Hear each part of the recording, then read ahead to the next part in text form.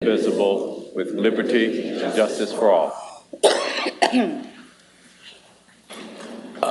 Councilman Smiley hasn't made it to the chambers yet, but Reverend Alexander, we will have a token and of our appreciation for your opening our meeting up with prayer this morning or this afternoon. So thank you, sir.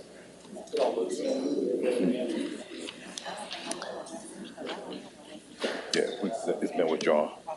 Madam Comptroller, will you please call the roll? Thank you, Mr. Chairman. Council members Canali, Carlisle, Caldette, Easter Thomas, Ford, Johnson, Logan, Morgan, Robinson, Vice Chairman Smiley, Swearingen Washington, Present. Warren, Present.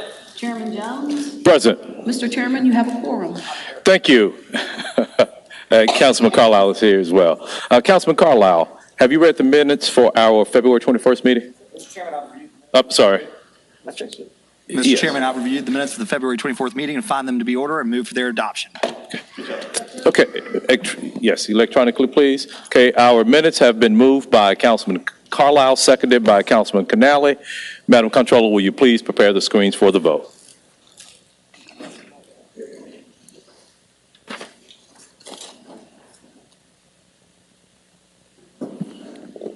Canali, yes. Carlisle, yes. Caldette, yes. Ford, yes. Johnson, yes.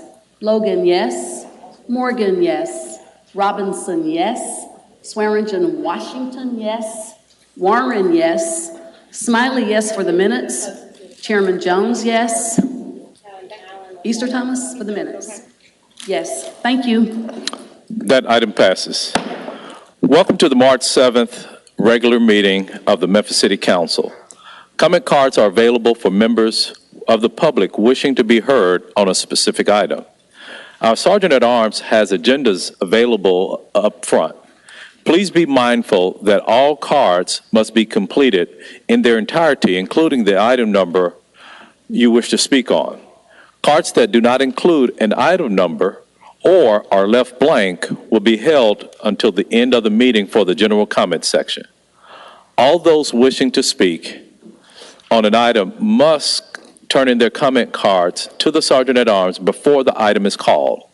As chair, I will only recognize citizens that properly registered to speak by submitting a completed comment card to the Sergeant at Arms. Speakers will not be permitted to engage in gossip, make defamatory comments, or use abusive or vulgar language.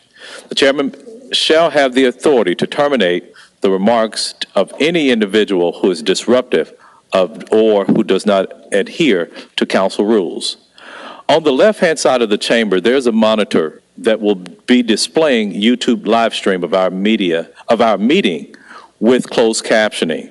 Please be advised that there is a 30 to 40 second delay, but is available for those members of the public in need of that assistance.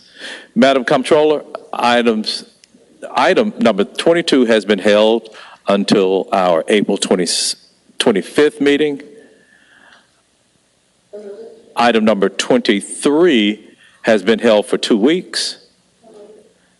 Items number 1 and 7 have been withdrawn.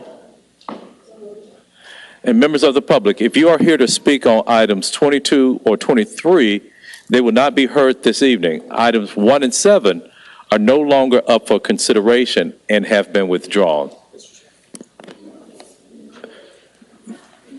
Councilwoman Easter Thomas. Thank you, Chair.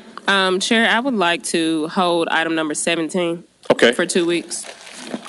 So, colleagues, we will objection. be holding item number 17. Without objection for 2 weeks. Number 17. So if there's no objection, we will be holding item number 17 until our next meeting.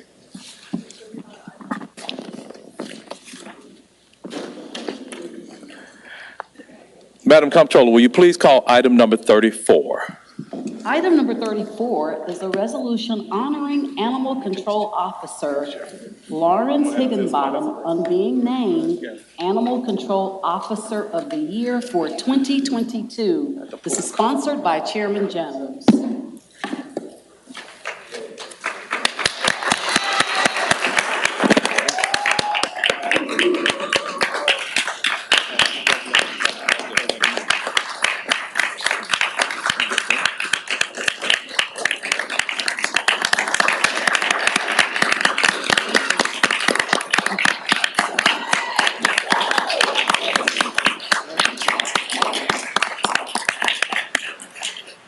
Colleagues, whereas on occasion the Memphis City Council has seen fit to honor citizens who have served this community, and Animal Control Officer Lawrence Higginbotham is one such citizen whose contributions to the city of Memphis are certainly worthy of recognition. And whereas Officer Lawrence Higginbotham is a proud graduate of Memphis' own Craigmont High School, while there he was known as a standout football player. Upon graduation, Officer Higginbotham continued to build his life here in the city of Memphis. And whereas Officer Lawrence Higginbotham, innate passion for animals led him to pursue a career in Memphis Animal Service in 2017. He became an animal control officer in 2019. Since beginning his career with Memphis Animal Service, Officer Higginbotham has developed a reputation amongst his colleagues as being a rare individual who is gifted in working with other people and animals. Officer Higginbotham has become well known and admired for his positive attitude and kindness, and whereas Officer Lawrence Higginbotham has dedicated his time and service to the city of Memphis by lending his love for animals and his expertise to help ensure the safety and well-being of both citizens and its vast animal population. Whereas Officer Lawrence Higginbotham's work has not gone unnoticed. As a result of his hard work and service, Officer Higginbotham has received the highest national recognition in his field. He was named the Animal Control Officer of the Year for 2022 by the National Animal Care and Control Association, NACA. Based on Officer Higginbotham's exceptional performance and the high praise he receives from others who work in Memphis Animal Service, it is unquestionable that this honor was well-deserved. And whereas, outside of his role as an animal control officer and the contributions he has made to the city of Memphis as an employee and to his community, Officer Lawrence Higginbotham is also a beloved father to 6 children and a proud owner of 3 dogs. Now, therefore, be it resolved that the Memphis City Council honors Officer Lawrence Higginbotham for his dedicated service and contribution to the city of Memphis, and we congratulate him on his national recognition as Animal Control Officer of the Year, given by my hand and under the seal of the great city of Memphis on this 7th day of March. Mr. Lawrence Higginbotham, congratulations, sir.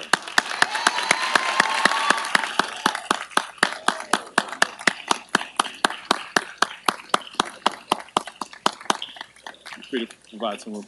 And I so move. Michael, thank you for moving that item. Do I have a second? Thank you. We have a motion and a second. All in favor say aye. Aye. Congratulations.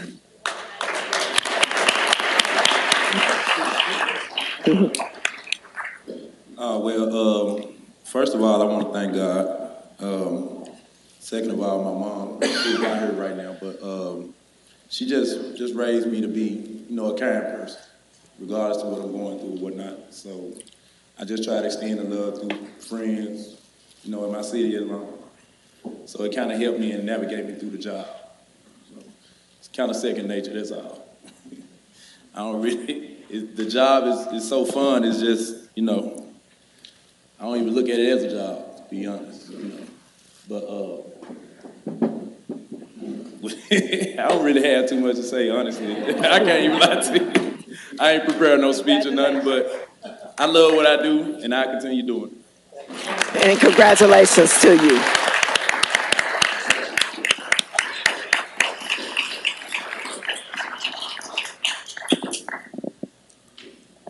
Thank you. Madam Comptroller, you ready? Will you please call item number 2 on our agenda?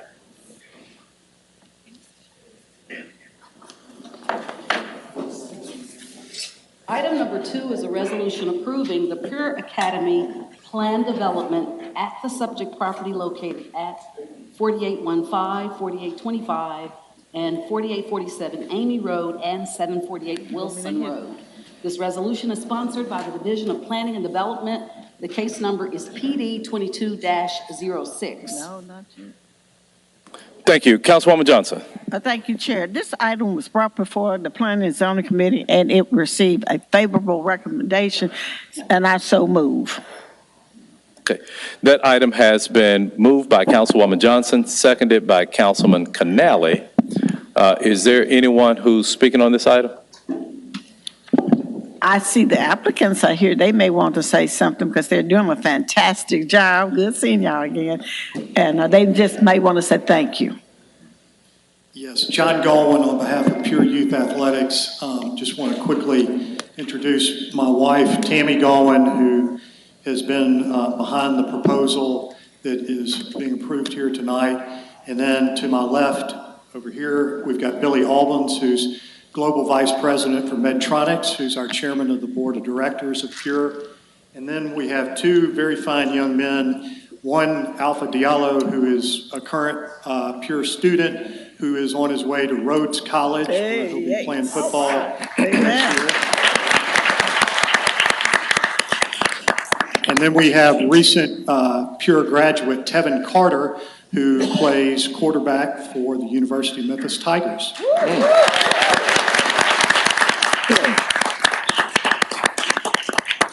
This body has been hugely supportive of Pure since we have all been involved in it, and we just want to express our appreciation to all of you, to our Councilmember Ford, who has helped us so much. We appreciate all of you very much. And Councilmember Johnson, thank you for your kind remarks. Thank you. So seeing no other colleagues in the queue to speak on this item, Madam Comptroller, the colleagues, the screens are prepared for your vote.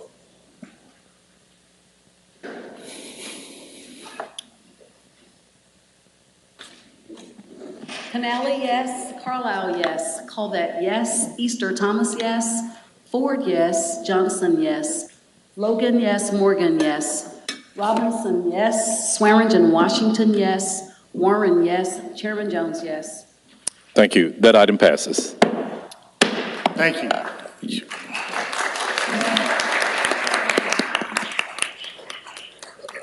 Councilman Covett, you're recognized. Thank you, Mr. Chairman. Thank you, Mr. Chairman. Is that close enough? Sorry. Mr. Chairman, if there's no objection, I'd like to bring SUP 22-30 off the table, also known as the Dream Hotel Project. Would both parties come to the front real quick? Okay, if there's no objection, that item has been removed from the table. Second that. Without objection. Okay, without objection. It has been moved. Well, Madam Comptroller. Well, I'll just do a roll call. All those in favor of removing this item off the table, please signify by saying aye. Aye. Any opposed? Okay, that item is off the table. Councilman Covett. Thank you, Mr. Chairman. Through a lot of hard work, SUP 22-30, we do have, I think it's like 14 amendments friendly that both sides have already agreed on. But if we can go ahead and get a quick presentation, just remind everybody what we're working with.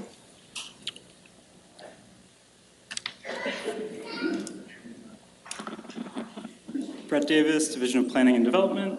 Good afternoon, everyone. This is case SUP 22-30. It's a special use permit request for a hotel in the Central Business District, which requires council approval for this use.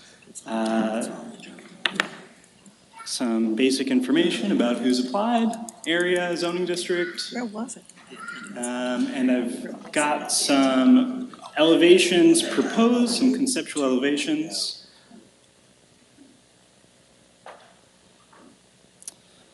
We are recommending approval, subject to these 7 conditions, and I understand that Councilman Colvett might have additional conditions to add. Thank you. Thank you very much. If there are no questions of staff at this point, colleagues, I'll read the agreed conditions, and I'll read them rather quickly, but stop me if you want more detail. 1, a minimum transparency of 20% as measured from floor to floor shall be provided on new upper floors along all facades adjacent to the right-of-way. 2, blank lengths of wall exceeding 30 feet are prohibited on all new upper floors along the facades adjacent to the right-of-way. 3, each new upper floor shall have a floor-to-floor height of at least 9 feet. 4, all sidewalks adjacent to the site shall be repaired, replaced as needed. Streetscaping and passenger loading facilities may be required, subject to administrative approval. 5, service areas and mechanical equipment shall be screened from the public view, subject to administrative approval. 6, the existing structure's northern and western facades shall be substantially incorporated into the architectural design, subject to administrative approval. 7, a final plan set shall be submitted for administrative approval prior to permitting. 8, the loft's dumpster on the north side of November 6th Street shall always be accessible. 9, no construction traffic will be permitted through the Peabody Place Office Tower Garage at 110 Peabody Place. 10, a loading dock and service area which will adequately serve all the loading and service functions of the proposed Dream Hotel shall be provided within the property line of the subject site and enclosed inside the building. Except for the construction term, no delivery trucks or other vehicles shall park for any reason on November 6th Street, Gayoso Avenue, or Main Street at any time of the day or night other than for active loading or unloading activities. During the construction term, there shall be no obstruction that inhibits the flow of traffic on Gayoso, Main Street, or the temporary bypass built for November 6th. 11, an area of the storage of waste, trash, and other refuse which will adequately serve all of the waste disposable functions of the Dream Hotel project shall be provided within the property line of the subject site and enclosed inside the building. Except for construction term, no waste containers shall be placed in the streets or sidewalks surrounding the subject site at any time other than temporarily during active collection operations. During the construction term, there shall be no obstruction that inhibits the flow of traffic on Gayoso, Main Street, or the temporary bypass built for November 6th Street. 12, at any time on November 6th Street, south of Gayoso, is substantially closed to public, vehicular, and or truck traffic. A continuous, available, and open alternate traffic route to 2nd Street, including a new or expanded curb cut on Gayoso at a minimum of 19 feet in width, will be provided, and the city engineer and other permitting authorities are hereby directed to issue the required permits. I'm almost done, I promise. 13, during the term of construction, if a tenant of the building or development, commonly called Barbaro, that's the property just north of Jolly, located between South Main and November 6th on the west and the east, and between Gayoso and Barbaro Alley on the south and the north, shall need to completely block Gayoso Avenue to load or offload. This shall be permitted for up to 3 hours per occurrence and requires the mover to install temporary signage completely blocking Gayoso. Signs shall be located on the east side of the intersection of Gayoso and South Main and installed before work commences and removed immediately after work is complete. Signs shall conform to the City of Memphis traffic engineering requirements for road closure. Road closure shall not occur more than one time per day. 14 and last, building permit to commence construction of the hotel shall be obtained no later than January 1st, 2024, and a certificate of occupancy for the hotel shall be obtained no later than January 1st, 2026, or this special use permit shall expire and terminate. These are the friendly conditions that I think both sides will say that they admit to. Mr. Chairman, if I may, Dedrick, would you identify yourself representing Dream Hotel? Yes, thank you, Councilman. My name is Dedrick Bridnam. My address is 3385 Airways Boulevard, Suite 229, Memphis, zip code 38116. I'm here representing the Dream Hotel Group, headed up by Mr. Tom Intrator. All right, thank you very much. Tom, would you introduce yourself real quick? Tom Intrator. Just name and address. In Memphis, 390 South Main Street, Memphis, Tennessee, 38103. Thank you very much. Nathan, would you guys step forward, give me a name and address real quick? Since you represent Mr. Bells, are y'all in agreement with the conditions? Nathan Bix, Birch Porter and Johnson, 130 North Court, here on behalf of Bells Enterprises. Ron Bells, 100 Peabody Place, 6362 Blue Heron. And you guys are in agreement with these 14 conditions? We are, and we'd like to thank you for your efforts to mediate and help us get to this point. It was several hundred hours, and every word was made sure to be perfect. Mr. Chairman and council members, yes, we agree. And special thanks to Councilmember Colvett for his efforts in the mediation. Thank you. Great. Thank you very much. Mr. Chairman, these are the friendly amendments that everyone accepts, and I so move as amended. Okay. Has been moved by Councilman Colvett electronically. And seconded by Councilman Carlisle. Seeing no council members in the queue to speak on this item. Madam Comptroller, this is item number 37. So will you please prepare the screens for the vote?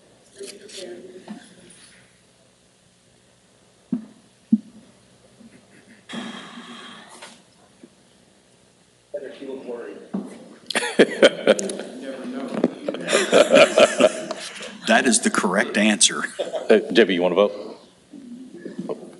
Canali, yes. Carlisle, yes. Colvette, yes. Easter Thomas, yes. Ford, yes. Johnson, yes. Logan, yes. Morgan, yes. Robinson, yes. Swearingen, Washington, yes. Warren, yes. Chairman Jones, yes. That item passes. Thank you. You're welcome. Madam Comptroller, will you please call item 3?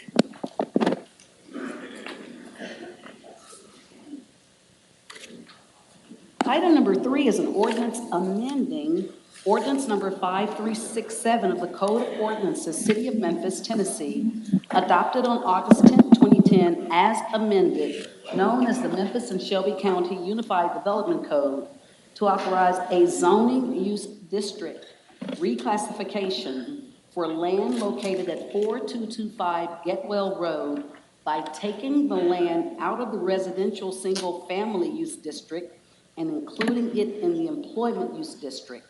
Up for third and final reading, this ordinance is sponsored by the Division of Planning and Development. The case number is Z22-12. The ordinance number is 5847. Thank you. Councilwoman Johnson.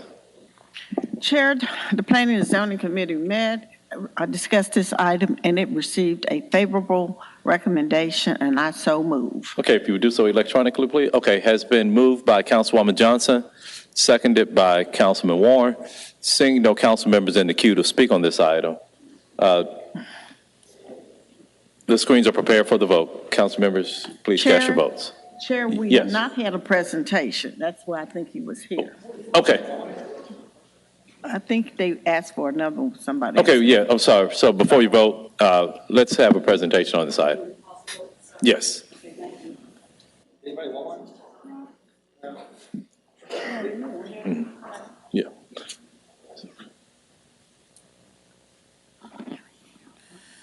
Good afternoon, all. Jordan McKenzie, staff, DPD. This is just a .25 rezoning of .25 acres from R8 to EMP Employment District. It's on 4225 Getwell Road, just location and vicinity. It's a very small sliver of the northern portion of the lot. This is the land use and zoning, just some site photos for review purposes. It's just a site plan. Nothing is being, uses are not being expanded or anything at all, just trying to clean up the split zoning on the parcel. Okay. Staff recommends approval. Great. So seeing no council members in the queue to speak on this item, Madam Comptroller, will you please re-prepare the screens for the vote?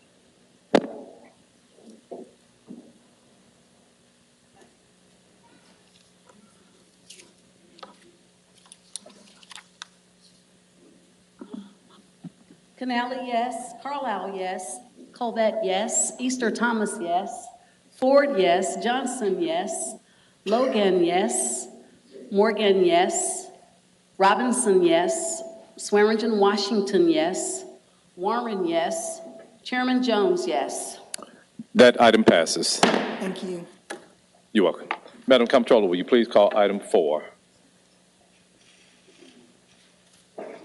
Item number 4 is a joint ordinance amending the Memphis and Shelby County Unified Development Code as adopted by the City of Memphis August 10, 2010, and by Shelby County on August 9, 2010, as amended, to revise and enhance the joint zoning and subdivision regulations as recommended by the Memphis and Shelby County Division of Planning and Development and the Land Use Control Board. This is up for third and final reading. The ordinance is sponsored by the Division of Planning and Development. It was held from February 7th. Case number is ZTA 22-01CC. The ordinance number is 5844. Thank you. Councilwoman Johnson. Thank you, Chair. I think we need to move it to 4 on the screen. I can't move it. Okay, yeah. This particular this- item was. Number 4, yes. Okay, this item was held and discussed in planning and zoning, and it was approved, but before I want to move it, there are some amendments that has to be made to this particular item due to a lot of community communication that we had since the last meeting. So I move it as amended. As amended, okay. So if you would introduce yourself, sir?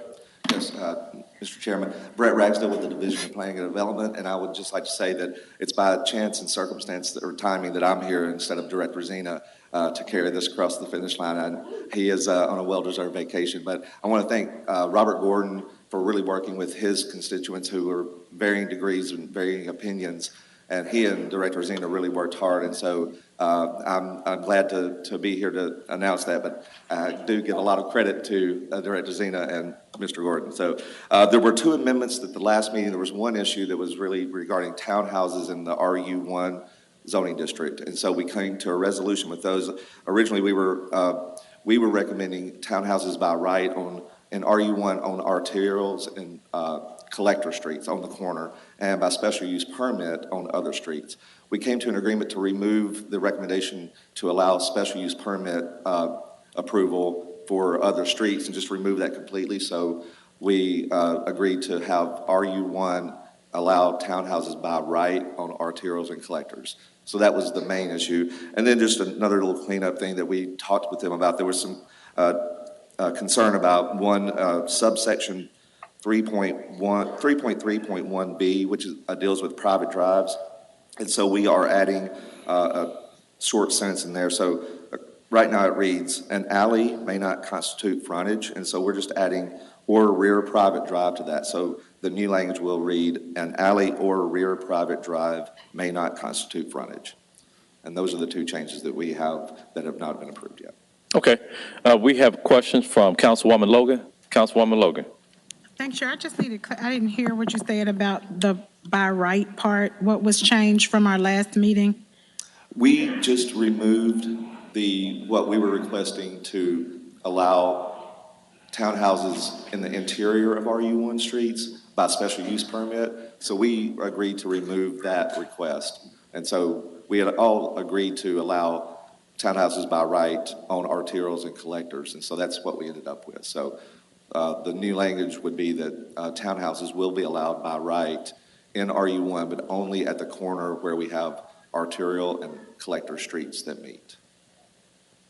Okay. Okay. Well, I know we talked about, there was a question about what was considered a major, did you all resolve that as well? Yes, ma'am, we did. Okay. All right, thank you. I'll get back to you. Okay. Seeing no other council members in the queue to speak on this item, Madam Comptroller, will you please prepare this item for the vote?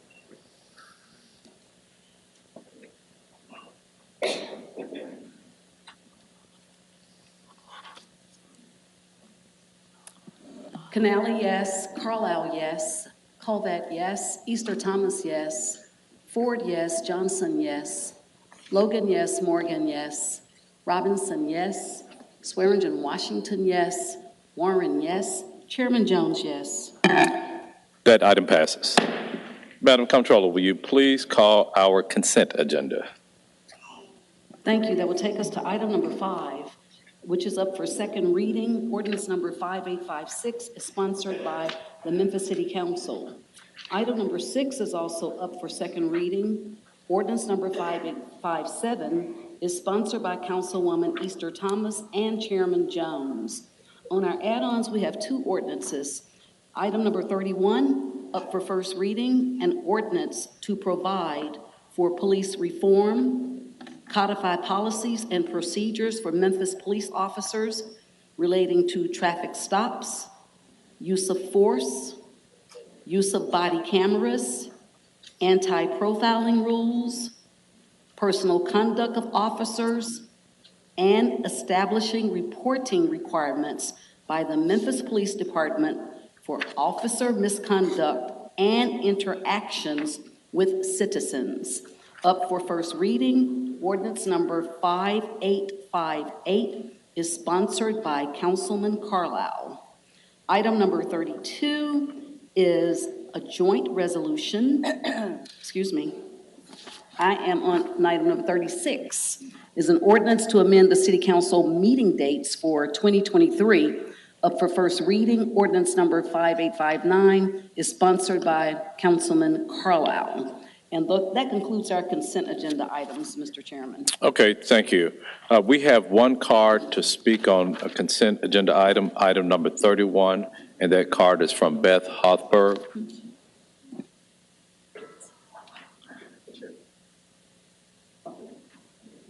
Beth Hoffberg? Okay.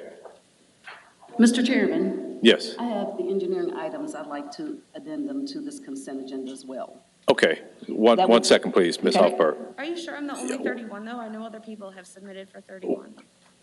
I have a card here for item number 31 that's on the consent agenda. But before you speak, Madam Comptroller, you can... Agenda? Give me 1 second, Ms. Hoffberg. You can proceed. No, yeah, Ms. Thank Snipes. you. Yes. For the record, we also have item number 8 up for second reading, an ordinance sponsored by the Division of Planning and Development is case number 23-01, ordinance number 5855. And we have engineering items that needed to be added to this read. Item number 9 is a resolution approving supplemental agreement number 1 to CR 5395 Pilot Cart Lot Fueling Station, and there is a request for same night minutes. And item number 10 is a resolution accepting public improvements for 3965 Old Getwell Road, mechanical system drainage, and authorizes release of bond. There is a request for same night minutes, and that contract number is CR-5410. Mr. Chairman, that concludes our agenda items now. Okay, thank you. Ms. Young, do we have any more cards for item number 31? Okay. Okay. Ms. Hoffberg, Thank you have you. 2 minutes to speak. Yes, okay. Beth Hoffberg, 717 South Riverside Drive. I'm in 38103. Thank you. I think it's unfortunate that we're talking about number 31 prior to talking about ordinances 16 through 21. And I'm also frustrated that we're not going to be talking about ordinance 17 since apparently that got held out of nowhere. But I just want to make sure that everyone in the audience understands what item 31 is. Item 31 is designed to repeal all of these other ordinances that we have been coming in here and fighting for over and over and over. So later tonight, when we hopefully see you all vote yes on the other ordinances that we've been asking for, I want to make sure the people in the audience here recognize that that's not truly a win unless this ordinance is written correctly. It's supposed to include everything that we've been asking for, and it does not include pretextual stops the way that we've been asking for. I'm here, I'm wearing a mask tonight because I don't feel well. I'm sick. I got sick because I'm a foster parent, and I was fostering 2 little kids this weekend, a 3-year-old and a 5-year-old. They're black boys. And from my home, you can look out the window and see blue flashing lights as part of the safety. I had to close the blinds in my home because they were so traumatized by seeing the blue lights and thinking that police were going to come and kill them.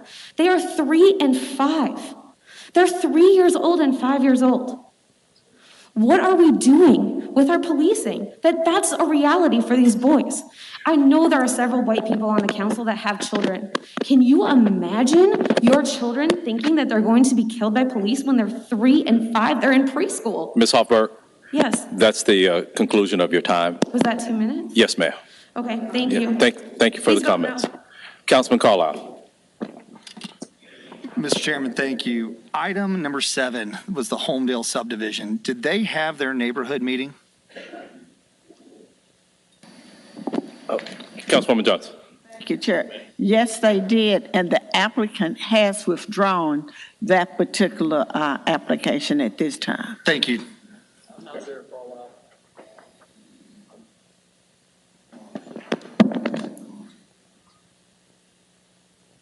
It's over. Oh, okay. So, item number 7, dealing with the Homesdale subdivision, this item has been withdrawn. Okay. Now, we do have three cards for members of the public to speak, but this item has been withdrawn, so it's not under consideration by this council. I don't know if Ms. Keys, Mr. Salisbury, or Attorney McCracken still want to speak on this item, but, okay. If they don't speak on it, then it's withdrawn. Okay. Ma'am, this item has been withdrawn, so there's no need to speak on this item. So if it comes back before the council, you know, you're free to come back and speak on that item at that time, but this item has been withdrawn. So thank you all for coming down.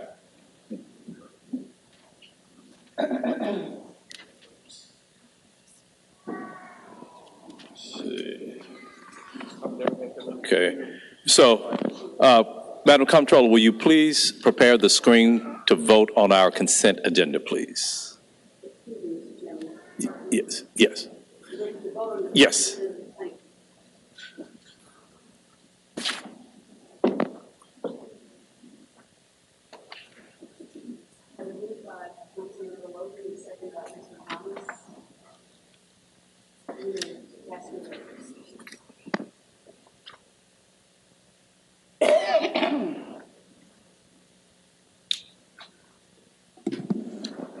Canali, yes.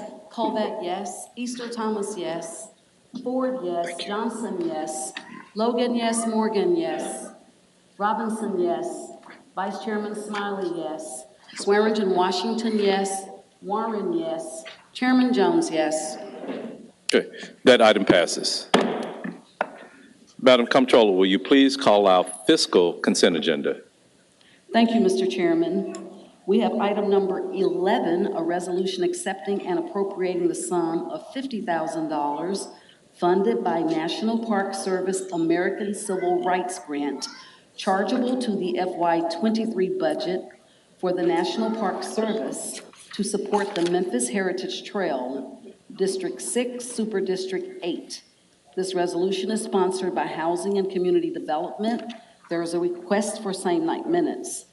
Item number 12 is a resolution to accept, allocate, and appropriate grant funding in the amount of $279,036.02 from the Mid-South Emergency Planning Coalition, Tennessee Hospital Education and Research Foundation. All council districts, this resolution is sponsored by Fire Services, and there's a request for same-night minutes. On our add-ons, we have item number 28, resolution to amend the council FY23 grant allocations. All council districts, this resolution is sponsored by Councilman Canali. There is a request for same-night minutes. Item number 29 is a resolution to amend the council FY23 grant allocations.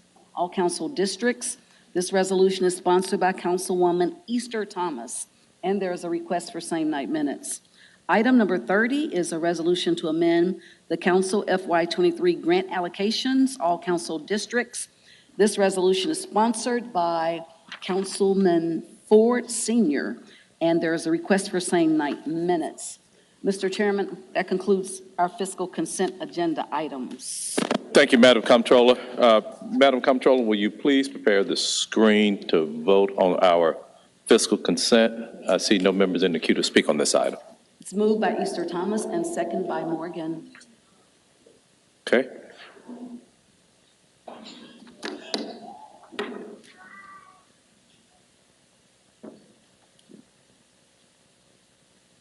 Canali, yes. Colvett, yes. Easter Thomas, yes.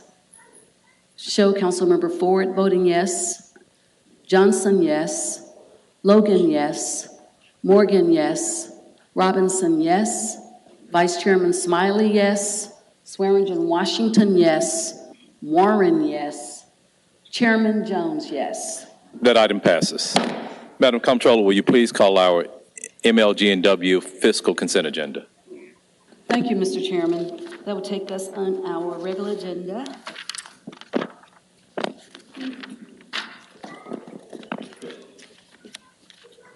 To item number 13. A resolution approving change number 1 to contract number 12027, Voice PBX Systems Network Maintenance with Black Box Network Services Incorporated to increase the current contract value in the amount of $11,000. Item number 14 is a resolution awarding a 36-month purchase order to TR Miller Mill Company, Inc.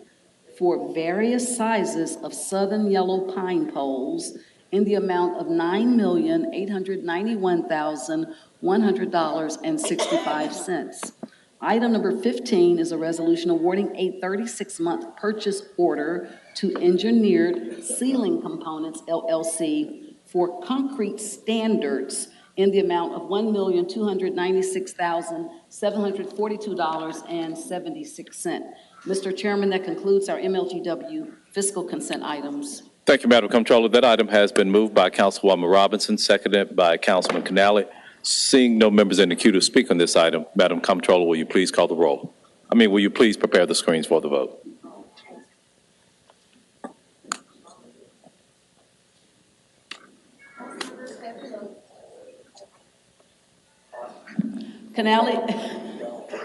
Canale, yes. Colvett, yes.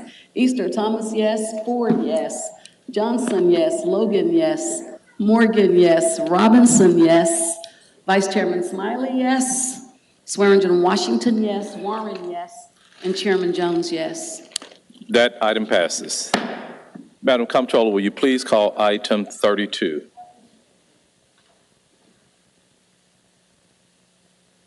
Item number 32 on our add-ons is a joint resolution of the Memphis City Council and Shelby County Board of Commissioners requesting the Shelby County District Attorney's Office and the courts to create and maintain a data dashboard.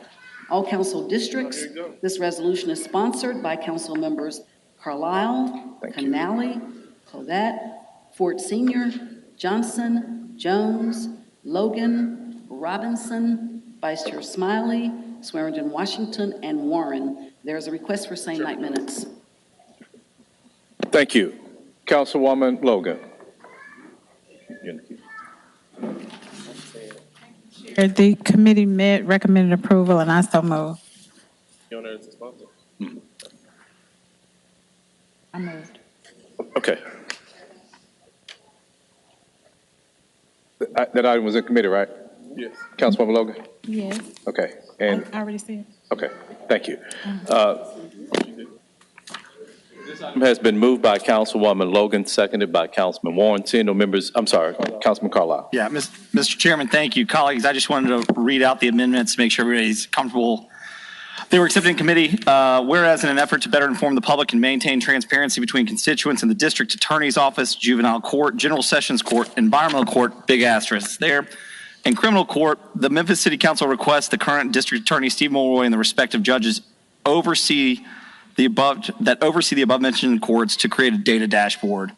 Moving down in the second to last recital, it reiterates adding the courts.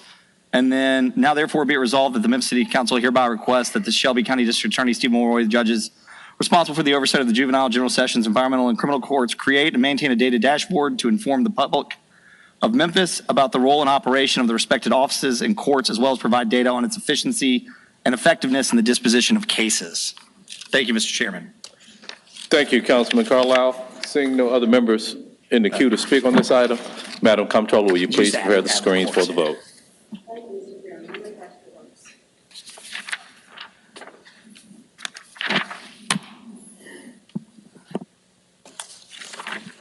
Canale, yes. Carlisle, yes. Colvett, yes. Easter Thomas, yes. Ford, yes. Johnson, yes. Logan, yes. Robinson, yes.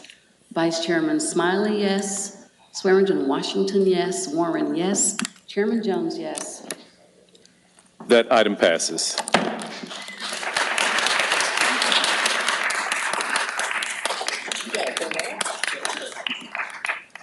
Madam Comptroller, will you please call item 33? Item number 33 is a resolution to reallocate and appropriate $2,500 from ARPA funds to the Methodist Healthcare Foundation to pay for city first responders to attend the foundation's mental health breakfast. All council districts, this resolution is sponsored by Councilman Canale And there's a request for same night minutes. Thank you. Councilman Carlisle. The committee, thank you, Mr. Chairman. Committee met recommends approval, and I so move. That item has been moved by Councilman Carlisle, seconded by Vice Chair Smiley. Seeing no members in the queue to speak on this item, Madam Comptroller, will you please prepare the screens for the vote?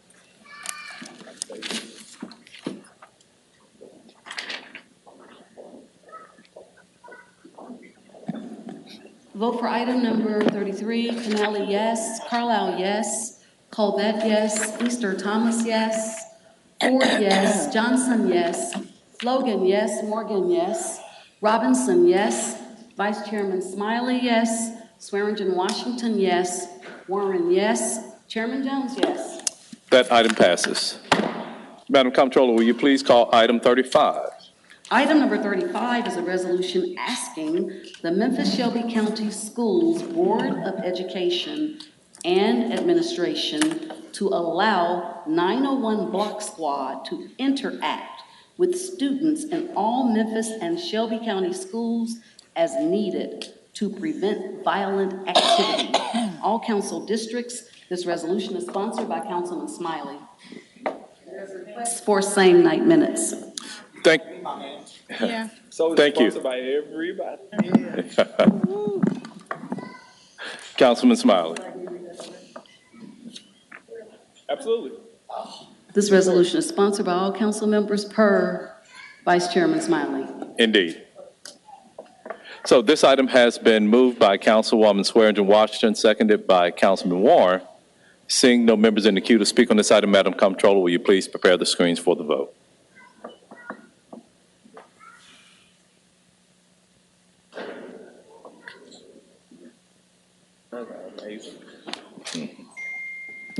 Canali, yes. Carlisle, yes. Colvett, yes. Ford, yes. Johnson, yes. Logan, yes. Morgan, yes. Robinson, yes. Vice Chairman Smiley, yes. Swearingen Washington, yes. Warren, yes. Chairman Jones, yes. That item passes. Madam Comptroller, will you please call item number 37? 37. No, item number 36 was part of our consent agenda. Item number 37 is your resolution. No, 37 was off the table. That was Dream. Oh, that was Dream? Okay. Was Dream? Okay, I'm sorry. There's a lot going on here. A lot. Colleagues, I would like to make a motion to suspend the rules and add item number 38. Number 38 is going to be our substitute amendment for our grant program as amended. Without objection. So if there's no objection, we're going to suspend the rules so that we can take on, it was left off of the regular meeting agenda. It was supposed to be on here, and so that's why we need to suspend the rules to add it. As amended, yes. Yes, so this is going to be item number 38. 37 was 30 coming back off table. That's all right. Yes. Yeah, without objection, Mr. Chairman. So, without objection, the rules have been suspended so that we can add item number 38. And the 38, the caption on this is a substitute resolution to amend the Memphis City Council Community Grant Program for fiscal year 24.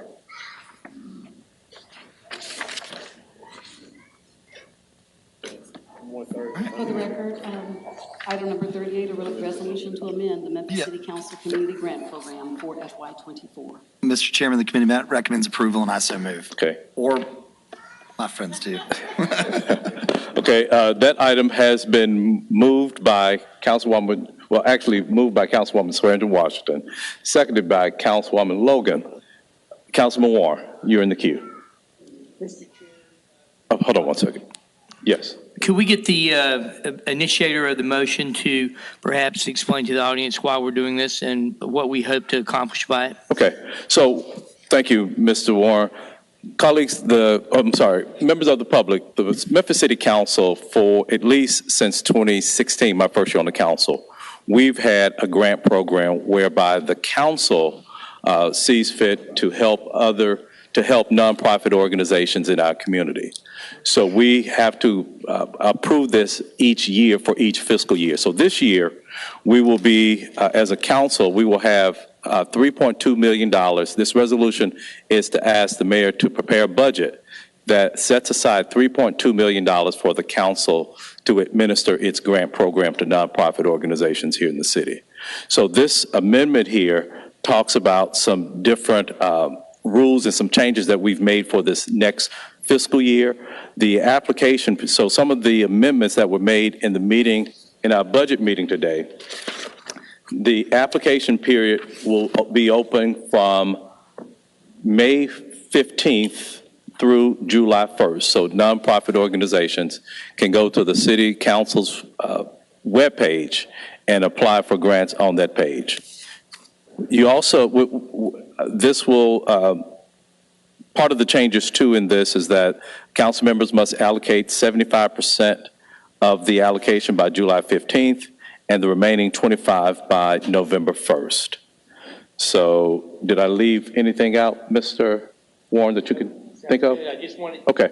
I just wanted us to get that information out to people so they know they're going to have to start May 15th and they've got till July 1st. And if they miss it, it's going to be the next year before they can get a grant. Right. So we have 6 full weeks for nonprofit organizations to apply for the grant program for the fiscal year 24 year. Okay. Okay. It has been moved and seconded. Madam Comptroller, will you please prepare the screens for the vote?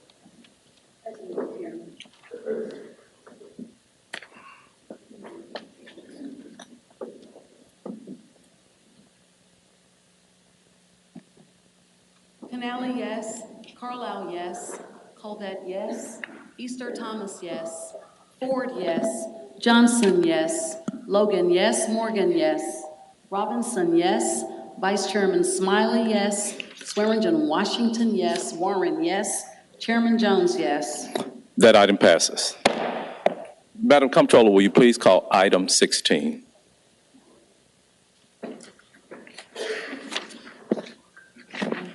Item number 16 is an ordinance to establish a procedure for the Memphis Police Department to conduct an annual independent review of the Police Training Academy and all training techniques. Up for third and final reading, ordinance number 5848 is sponsored by council members Carlisle, Canali, and Smiley. Thank you. Councilwoman Logan. Thank you, Chair. The committee met and recommended approval, and I so move. Okay, that item has been moved by Councilwoman Logan, seconded by Councilwoman Johnson. We don't have any council members in the queue to speak on this item, but I do have 2 comment cards. The first comment card is from Ms. Chelsea Glass, to be followed by Ms. P. Moses. So Ms. P. Moses, after Ms. Glass, could you make your way to the front?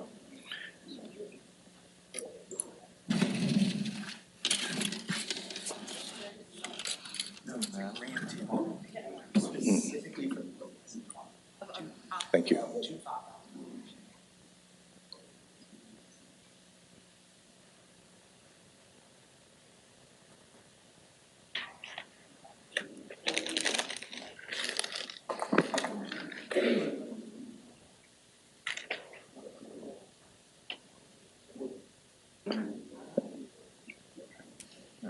And Ms. Glass, please state your name and address for the record, please, and then your 2 minutes will begin. I'm sorry. I want to yell into it like I do every other time. Chelsea Glass. No matter what I do, I yell on this. 1315 Concourse Avenue, 38104. I'm not going to take a lot of time here because basically we got shut out of an opportunity to respond to agenda item 31. So I just want to come before the City Council today and say no to Wade's ordinance and to please pass the 3 that Decarcerate Memphis are here supporting today. That's it. Thank you, Ms. Glass.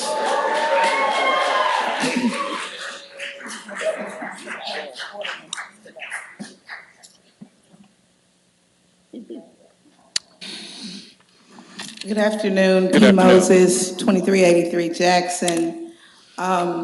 I was there earlier this morning when y'all were talking to CJ Davis about this, and I think there's some good things in place, but I think there needs to be more, especially since I watched my friend Salamander get manhandled by some male police officers the last time she was using her First Amendment right, which seems to be a problem with people in law enforcement. But I do think that there needs to be something added in there about diversity inclusion, because according to cultural competency training, you're not effective in that training if you're not able to decipher between people of different genders. And no man should be manhandling any person that identifies as a woman. And she does, and I watched that happen, and I think that it needs to be something added in there. And again, we're available to help you get the proper training that you need. You know, we're not even looking for a check like the ones that you're going to be paying CJ Davis to do the training, but you need to talk to people who understand the community that identifies differently. We're not all the same. We're never going to be, Mr. Smiley. And it's just important for us to treat people the way we want to be treated in 2023. And I did not like seeing officers manhandle her. And I want to put that on the record, that, you know, we have to treat people the way we want to be treated. And I save the rest for the next one. Thank you. Thank you, Ms. Moses.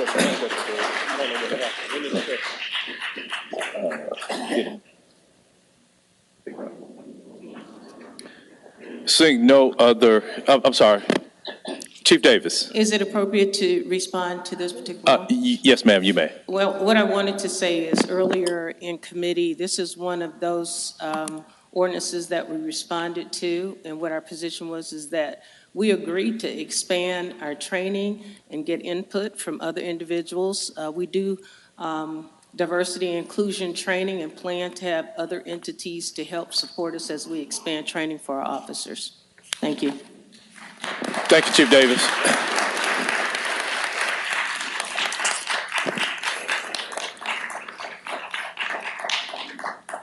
Councilman Carlisle. Okay. So seeing no other members in the queue to speak on this item, Madam Comptroller, will you please prepare the screens for the vote?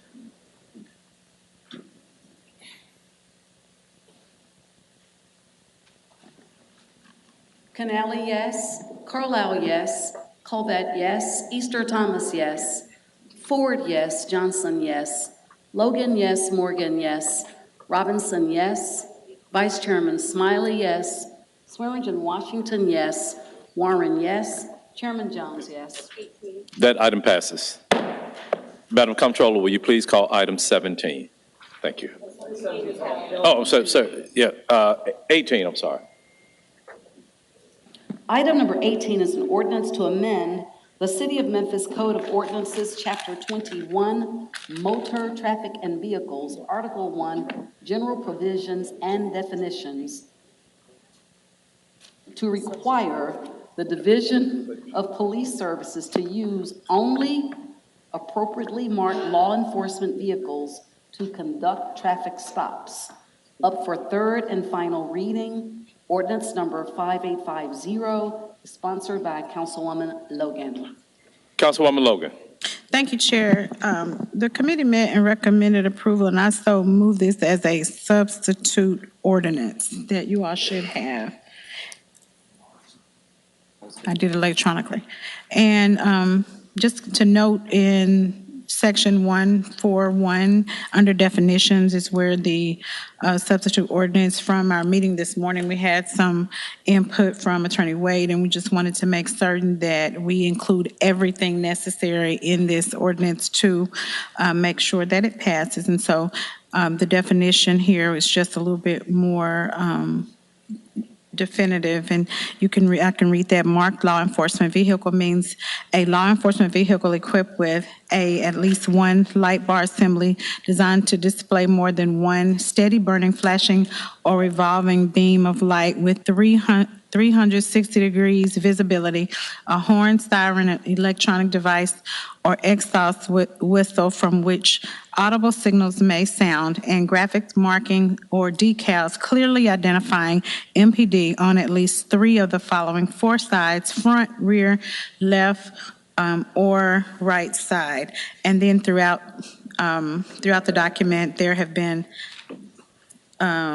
we crossed out or deleted or struck inappropriately marked law enforcement vehicles because we spelled it out in the definition. So, and with that, as I said, I so move.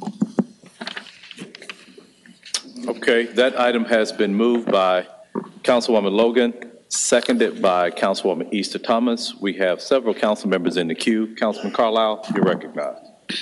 Thank you, Mr. Chairman. Councilman Logan, so you're defining marked, hey, y'all. You're defining, setting the mood in here, huh? You're defining marked law enforcement vehicle. Is it referenced? You've then struck appropriately marked law enforcement vehicles. So where is this definition fitting in the actual charter itself or in the code of ordinances? I'm going to note where you see instead of putting you see where you... Officers may only use marked law enforcement. Right. Okay, all right, and got it. Just gave the definition up there. So I guess I'll go to Attorney Wade. Is he here? Could you walk through, for me, and I'm sure many others, the scope of exigent circumstances and some examples of what that would look like? Is my mic on? The way it was originally worded, it would have prohibited any unmarked car as defined previously. Unmarked cars can have and they do have, the police current policy says that they encourage officers to use marked cars for traffic stops. But they can use unmarked cars if necessary, if it has the lighting under the hood, the flashing lights. And I think this morning the department said they were going to have a new traffic unit that would only use marked cars. And I think the only other change that was made that she didn't mention was the one that I suggested, is that that you could use unmarked cars in exigent circumstances. And that may take place, for example, if an unmarked car is parked on the exit of 385 and someone blows by them doing 90 with a roof kicked out and temporary tags, that officer could, under those circumstances, pursue that car and make a traffic stop. That would be an exigent circumstance where he could not call a marked car to say, come follow this car. That would be one example. Chief Davis, are you still around down that way? Hey, Chief. Hello.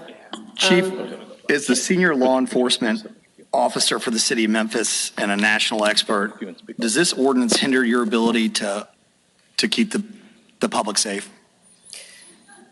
Well, the ordinance as it's written, we haven't had an opportunity to take a deeper dive in it. We just got it, the one that Attorney Wade has presented to us. I will say the example he gave was a very good example. Just last week, I was on the expressway in my unmarked car with my driver, and tires started flying off of the vehicle in front of us, off the back of a truck. And we had to stop this vehicle because other vehicles were rearing off the road to avoid all the tires that were coming off the truck. Classic example of exigent circumstances. But those types of circumstances happen on a regular basis for our officers. We have detectives, our whole detective bureau drives unmarked cars. They witness all kinds of emergencies and other situations that they're compelled to respond to. So as it's written, as Attorney Wade has written the language, we feel like we can work within the confines of that language. So you don't feel like your officers will be hindered? There is enough room for them to exercise discretion in order to keep Absolutely. the public safe? She said absolutely. What? She said absolutely. Yeah, yes. To keep the public safe and also to ensure that the appropriate safeguards are intact for the public. And I think they did. Yeah. If I'm correct, I did read earlier in this particular ordinance under exigent circumstances. It is written in there, correct? Yes, ma'am. Yes, If it you, is. So that's what I was. So basically, Councilwoman Logan struck appropriately marked, defined marked law enforcement, said marked law enforcement shall be used only in a vehicle stop absent of exigent circumstances. So if the litmus test for an unmarked vehicle is that they can conduct a traffic stop in a scenario like you laid out or Attorney Wade laid out. For traffic stops, yes. Okay, so you feel comfortable. Yes. Thank you. I yield the floor. Thank you, Councilman Carlisle. Councilwoman Logan, before I hear from Councilwoman Logan, Yes, just let me okay. recognize Councilman Vice Chair Smiley. So I think when we talk about exigent circumstances, I think we should be using the legal definition. I'm assuming the law. Talk to the mic, please. Okay.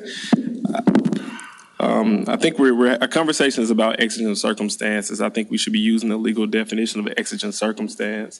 Attorney Wade, I think when we talk, I think there's about 3 or 4 different scenarios that fall under the category of exigent circumstances. One, expulsion of evidence. We believe that someone is going to get rid of evidence that is pertaining to a crime, chasing a fleeing felon, and then there's another one.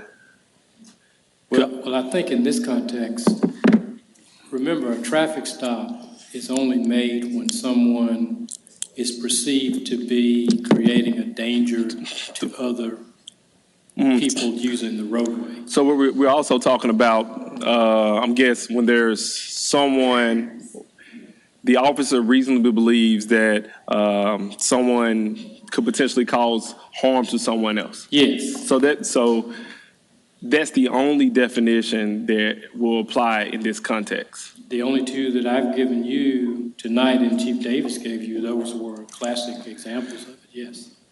Okay, so I think in terms of clarity, shouldn't we put that in there? Shouldn't we be adding the definition of exigent circumstances so there's no ambiguity in what we mean by exigent circumstances? Is that a friendly amendment? Absolutely. Okay. Receive. Accepted. Absolutely. Thank you. Yeah. So I would ask, though, if you could have that language prepared and We'll add it to it. from what you've provided. Absolutely. Brianna is. I mean, as I understand your comments, if it is perceived to create a danger to themselves or others, which we use in the context of excessive and unnecessary force, they're allowed to use that if they believe that the person is a threat to someone else or the officer himself. Mm-hmm. So reasonably believe that someone is a potential threat to themselves or someone else. Yes. Brianna has it. I think when we're using. Oh, yeah, I'm not talking to the mic today. When we're using definitions in the ordinance, we also need to be very clear on what certain words mean, and exigent circumstances can mean a couple different things. All right. Thank you. Councilwoman Logan. Just wanted to make certain that the public and everyone knew that as a body that we want to make certain this ordinance is to make certain that during traffic stop, that not only the person being stopped, but the police and everyone around is safe and kept from harm. So I appreciate the friendly amendment and receive that, and want to thank Attorney Wade for his input as well, to make certain that we all are kept safe and we don't have another situation like we had previously. So thank you for that. I appreciate it. I yield back, Chair. Thank you. Councilman Morgan. Thank you, Mr. Chair. Back to exigent circumstances, I want to drill down on that a little bit more, especially as it comes to something like speeding. So we hear the example of 90 miles an hour is exigent, but so at what number is it considered an imminent danger and what number is it not? So let's, if somebody's on Union Avenue, speed limit is 40, is 5 miles an hour imminent? Is 6, is 10, is 11, so what number, and is it different for school zone, construction? I'd like to understand the other side of it rather than just the extreme example of a 90 mile an hour. How is this going to impact the language, speeding, for example? So the language as is, since we added a definition of exigent circumstance, it says a reasonable person would believe, and we know reasonable person, that'll ultimately be up for the courts to decide. There's no... Would a reasonable person ever say that speeding is not an imminent danger to the driver or others on the road? Yes. Okay. Dr. Moore says 6 miles an hour over. If you're doing 6 miles an hour over the speed limit, you may be breaking law, but you're probably not being dangerous. Okay, great. So I mean, that's an example. Then 7. Maybe so 7 or 8. But I mean, if the traffic is flowing with you, and the traffic's doing 42. So, I mean, that's reasonable. If I'm doing 80 and it's 42, that's not reasonable. Okay. And what argument is the defense attorney going to make? My mic is right here. So what argument is the defense attorney going to make? What argument is the judge going to accept, in terms of where is the line drawn? What are we going to advise our officers in their training of what qualifies as exigent circumstances, or what they should begin a pursuit and what they should not, because we draw it out for them, to the letter. We've got hundreds and hundreds and hundreds of pages of policies and procedures. Everything is laid out there. How are we going to define it to the officers of go, no go? Okay, to the administration, to Chief Davis. Or to Chief Stink. Or Chief Did you all want to speak to that? And so a question that I have too along those lines. Do we not already have, I guess, a certain amount, to use speeding, for example, over a certain amount, it's considered reckless driving, is it not? Yes, it is. Okay, so Yes, if that's already been established, or isn't that established someplace else in another ordinance, state law, whatever the case may be? Yes. Well, that will take care of this speeding instance. So we know that 5 miles per hour over, back to your example, in a 25 mile per hour zone, it's not excessive, but 45 or 65 in a 25, then that would be, and that would come under reckless driving, and there are other things that would capture and that. other ordinances that would describe similar exigent circumstances, even hit and runs, where individuals are injured and witnessed by someone in a detective vehicle. Okay. The commission of a felony, exigent circumstances. Councilman Moore. So reckless driving is the minimum barrier for an unmarked car, if this passes, and able to initiate pursuit. I'm not prepared to... Councilman Logan. Actually, Chairman mentioned that there are other ordinances that can speak to what that threshold would be. He's not saying use the reckless driving ordinance to bear that. Chairman and Chief Sink and Attorney Wade have already spoken that there are, or agreed that there are ordinances that can speak to that and govern that threshold of how many miles over, how fast, how much. That's not what we're debating. That's not what's at stake right here. We're putting those measures in place to define that, and you can use the precedent that's already there for that. I'm trying to ask the administration how they would define it. And that's what she just said. She agreed. Well, no, we got into reckless driving, we got into DUIs, we got into hit and runs. I'm trying to understand where the rubber meets the road. When this thing passes, how will it impact our unmarked cars and their ability to make traffic stops? What would change, not at the maximum level of the example of 90 miles an hour and 385, but at the minimum level? What's the barrier? I'm just trying to figure out the range of what's impacted, and I don't think the council member or the administration's answered that yet. So that could be a list that, and I understand what you're saying. What would those different circumstances be that could, in fact, be a list of different types of scenarios that would, what could be characterized as exigent circumstances? We could work on a list, but what we do want to convey is that undercover vehicles are not utilized for the routine purpose of traffic enforcement on a daily basis. We have marked vehicles that are utilized for traffic enforcement. However, there are certain situations, if you witness a particular serious incident, then an officer would be compelled to follow that vehicle, whether it's a commission of a felony in the presence of that officer. And, you know, I know we're trying to use reckless driving, but that's one example. Okay, thank you, Madam Chair. I'll yield back. Thank you, Councilman Morgan. Councilman Logan, did you want to follow up with this? Vice Chair Smiley, you've spoken. Are you still in the queue? I'm out. Okay. Colleagues, we have, and members of the public, we have 19 cards for this item. So that's just on this item. Excuse me. So we have, it appears that we have 13 members of the public wishing to speak for this, 6 to speak against. And so we have other items on the agenda that's going to speak to this. So what I'm going to do for each side for this item, I'm going to allocate 15 minutes to each. This is a meeting. This is, ma'am, for those. So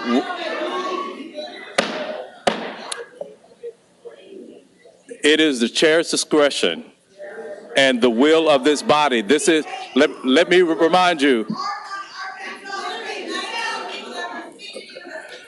So.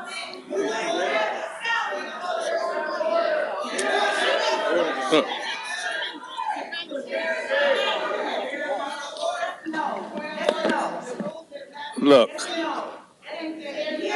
we will have order in here today.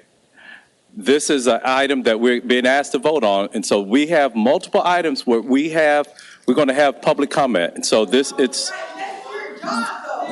ma'am, if another outburst like that takes place, I'm going to have you removed from the audience. But this is a meeting in the public, not a meeting of the public. So I'm going to allocate 15 minutes per side for this item. So, Councilwoman Easter Thomas. Thank you, Chair. I want to be added as a co-sponsor for this ordinance with Councilwoman Logan. Okay. Did you hear me? Yes. Did you hear me? Okay. Councilwoman Easter Thomas would like to be added as a co-sponsor to this item. So we will hear those who are against this first. And we have Daryl Sheffield.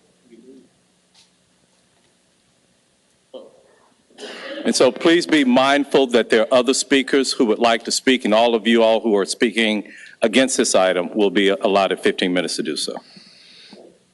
And you don't have, neither side has to take all 15 minutes because there are other items to speak on. Mr. Sheffield, please state your name and address for the record. Ladies and gentlemen of the council, my name is Daryl L. Sheffield. I am a retired colonel from the Memphis Police Department. Okay, what's your home address, sir? My home address? Yes. 4485 Waverly Farm. City and state? That's Millington, Tennessee. Okay. Mr. Sheffield, our rules state that you have to be a citizen of, a resident of the city of Memphis to speak on this item. Okay. So So, we appreciate your service to the Memphis Police Department, but this is going to be a long night, Mr. Sheffield, and I'm going to have to be a stickler for the rules for both sides tonight. okay. So So- I will not be allowed to speak. No, sir. Having served the city of Memphis 35 years. Thank you, Mr. Sheffield. Our next speaker is Seth Kokler. I apologize if I mispronounced your name.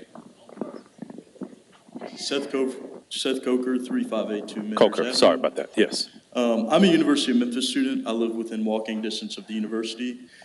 Within the last 6 months, we have had someone shot behind our property. Eliza Fletcher was abducted just down the road. A gang member shot at our house and my friends. Countless vehicle break-ins, car thefts, reckless driving, and a good friend of mine and his girlfriend robbed at gunpoint on campus. This is not sustainable. Crime is consuming our lives every day. It is out of control. We need to reach the goal of 2,700 officers. We need more traffic enforcement. We need criminals to be held accountable. Groups like Decarcerate Memphis represent just a small faction of citizens and voters. Their demands are not the demands of the majority. Hey, I don't see the need to Jones. remove unmarked cars from traffic enforcement. It makes us less safe. We need our specialized units. We need our police. We need our police to do what they need. We need safety. Thank you. Chairman Thank you. Jones, may I say something?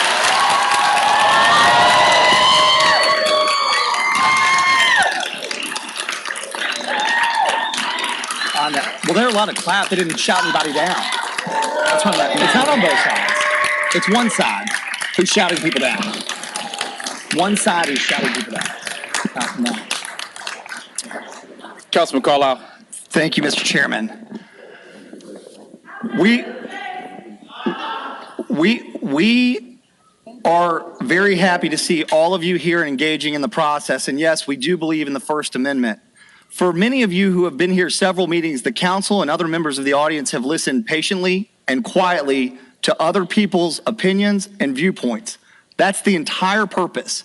You cannot sit here and talk about the First Amendment and shout down somebody that has a different opinion than you. I absolutely can.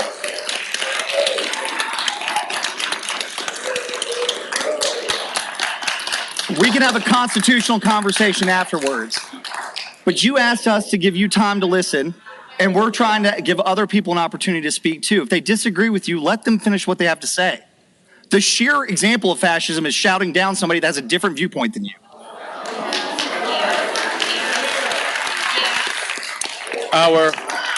Our next speaker is Missy Rayner. Missy Rayner. It's not you. I got it. Missy Rayner, 2145 Memphis, Tennessee, 38119. I want to thank you all for your service to this community. And I want you to know that I'm a member of the Back the Blue 901. As you look out into this crowd and you see a sea of blue, I want you to grasp the seriousness of your decisions and votes. Citizens of Memphis are frightened like they've never been before and tired of living in fear. I never felt this fear until my nephew Drew Rayner, the Rhodes College student, was murdered in a home invasion, October 2021. Citizens are exhausted by the men and women, for the men and women who wear the blue so proudly because it seems that their hard work in arresting criminals is all in vain. Citizens are tired of the juvenile court system, the judges and the DA, for not fulfilling their oaths of office to protect the same citizens who elected them. Citizens are asking and even demanding that you, as our leaders, who were elected by us to help by supporting the MPD and not tearing them down. At the end of the day, they are citizens like us with families. And as some have said, they too are frightened by the crime when they remove their uniforms and become one of us. The police academy is graduating more and more qualified men and women, and next year's budget, I believe, has a cushion for more money. But you can't stop there. MPD and Memphians need to see that you, our council, by your actions, support the good of MPD, that you have its back as it has ours. The horrendous death of Tyree Nichols at the hands of the 5 bad cops should not be a punishment to the entire force. Thank you, MPD and council, for your service. We're trying to keep Memphis a shining star for all to see. Thank you, Ms. Reiner.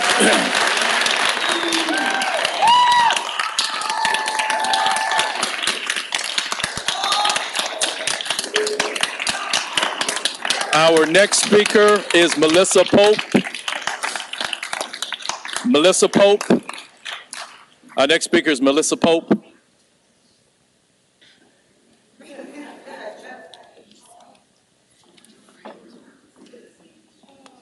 Melissa Pope, 6725 Neshoba Road. I want to share an example that I saw recently while calling on a client in Midtown. I was at the corner of Overton Park and Cleveland at an office that has a lot of glass facing that corner, and I see a car traveling at a high rate of speed.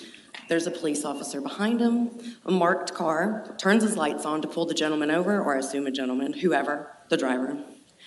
And that driver proceeded to fly at probably 60, 80 miles an hour down Cleveland through a red light. So they're not stopping for marked cars, so why not have unmarked cars out there? It doesn't matter. The rats are running riot, and we're tired of it. It's the Wild West. We need more cops, and we need more oversight so that we can actually start having consequences for actions in the city, because there's none. Thank you. Carolyn Burr. Carolyn Burr.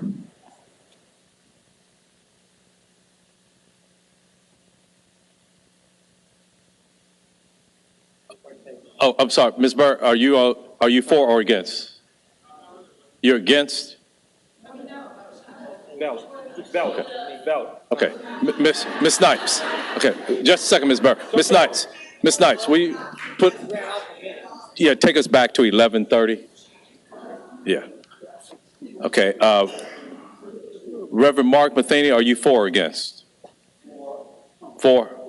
Okay, so that concludes our commenters who are against this ordinance. So we'll start those who are in favor of the ordinance. And Reverend Mark Matheny. Thank you, Mr. Chair and council members. I live at 1509 Granville Lane in Midtown, 38104. And I'm a minister with 52 years service here in Memphis. And I'm president of United Methodist Neighbors Centers of Memphis Incorporated. Okay. And work with several other nonprofit groups. I've had the privilege of invocation here at the council 4 times over these 52 years.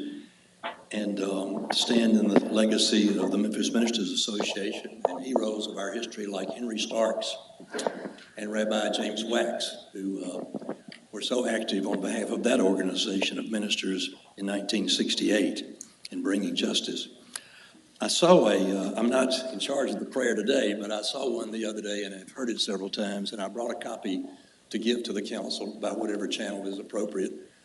It's called The Prayer, and it's become famous as a duet by Andrea Bocelli and Celine Dion. Some of you have probably heard it. You can reach it on YouTube and other sources. Beautiful prayer, and part of the words are about the city of Good Abode in my heart. God, lead us to a place, guide us with your grace to a place where we'll be safe. Amen. Amen. Listening to the voices of people over these last few weeks, especially since the death of Tyree Nichols. And I feel like that we're at a crucial moment in our history as Memphis. It's time for us to listen to one another, to spread love and respect, and to live for each other and to share love. And I believe very strongly we should pass sensible police reform. such as the reforms that are suggested by the group MICA and other good groups. And I think we need to create an atmosphere also where great qualified personnel want to be policemen and want to serve in public safety and to work with folks to decrease crime and increase love and Excuse me, righteousness in our Reverend city. Matheny. Reverend Matheny, excuse me. We want you to be mindful that there are other speakers, that we've allotted 15 minutes for everybody who's speaking in favor of this. And so I'm on the last okay, sentence. thank you. I'm on the last sentence, Mr. Okay. Chair. Thank you Yes. very much, and let's truly become a city of good abode. Thank you. Thank you.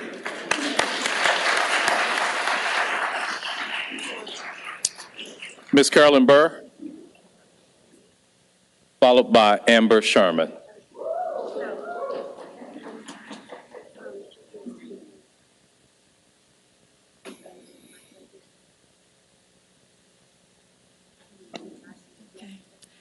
Carolyn Burr, 2972 Millers Pond Drive, 38119.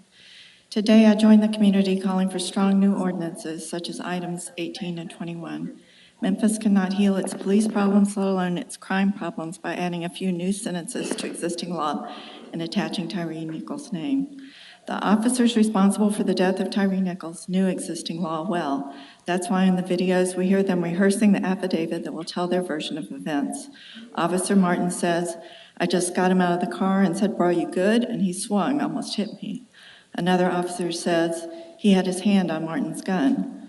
In the videos, we hear a chorus of officers say, he's high as a kite." Because Tyree Nichols died, we have now seen this body cam and skycop footage, and we know these officers' story was a lie. If Tyree Nichols had not died, his experience would likely be very much like one I learned about recently. An arrest affidavit from June 24th, written by Officer Mills, reveals similar problems in process. This June arrest, like the one 7 months later, involved a black man who, by all evidence, was not operating his car in a way that put others in danger. Scorpion 1 officers approached this man on the pretext that his window tint was too dark. As in the case of Tyree Nichols, Officer Martin pulled the man out of his car.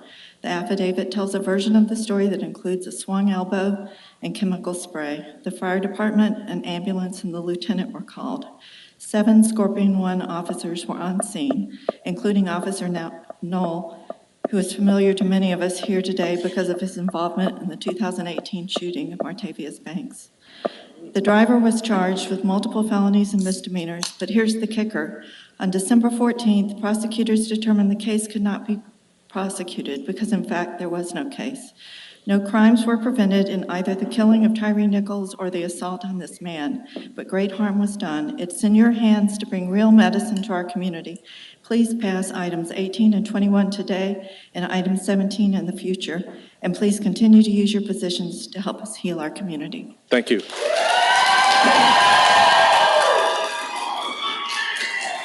Ms. Sherman.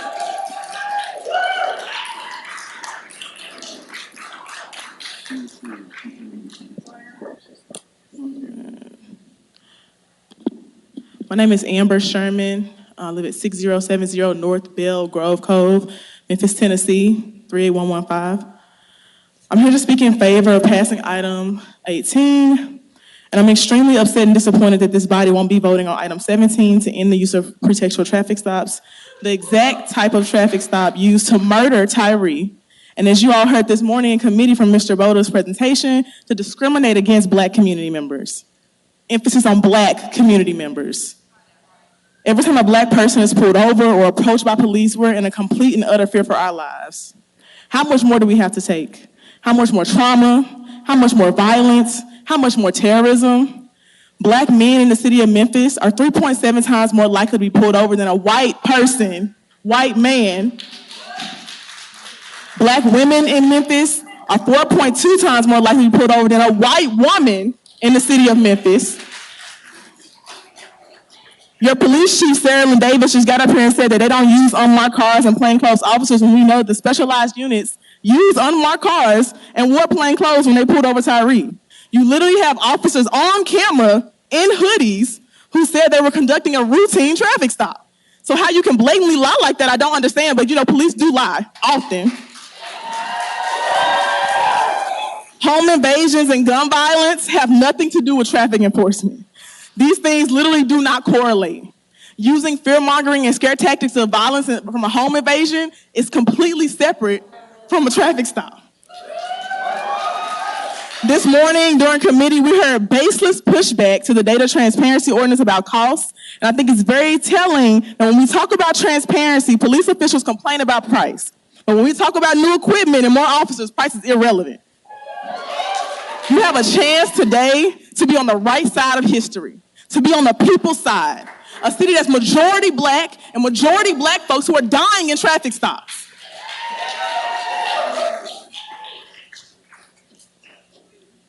You have a chance to affirm that you believe black people, that you trust us when we tell you that what's really going to keep us safe, and that you're going to take the necessary steps to make that happen. When we do come into contact with police, officers should be clearly identifiable. Their motives for the stop or detainment should be transparent, and the stops and what occurs during them should be reported to citizens on a public platform. I've watched as so many public officials have used this tragic moment of Tyree Nichols' murder for interviews and publicity, and now you have a chance to join us in a movement to save black lives and make the right choice and vote in favor of these ordinances so we can move to a long-term solution that will save our lives. We are dying. And y'all up here playing around with these white folks clapping randomly. They're not dying in traffic stops. I'm asking you to pick a side. I'm asking you to pick a side. Ms. Sherman, please be mindful that I have at least a dozen more people to speak. I got you. Ms. L.J. Abraham, you're next. Ms. Sherman, please. I got you. Yeah. I'm asking this body to pick a side. Cover-ups or transparency? Brutality or freedom? Corruption or accountability? What side are you on?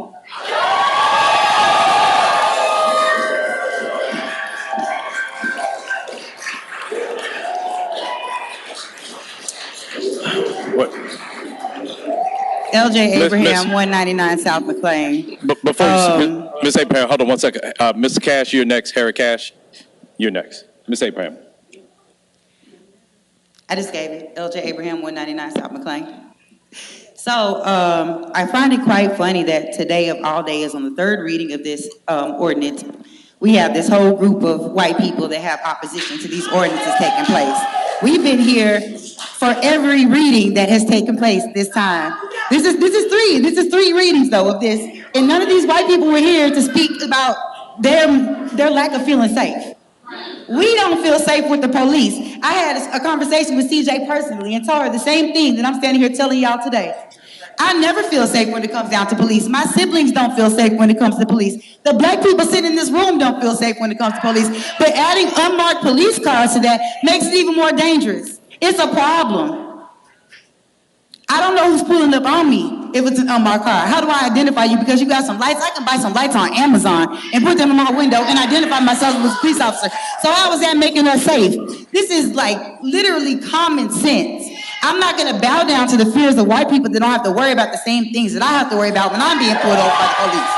I'm not going to sit up here and listen to their white tears and their ignorance to what it looks like to be a black man like Tyree walking around in the city of Memphis, a predominantly black city. So on that, I'm going to say, please pass these ordinances that we're asking you for. This is the third time we've come to y'all about these things, and y'all need to listen to us. We are the citizens that y'all need to listen to, not these white tears.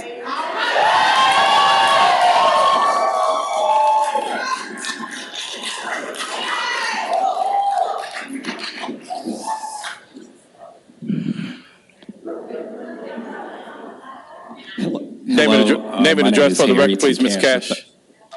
Name and address for the record, please.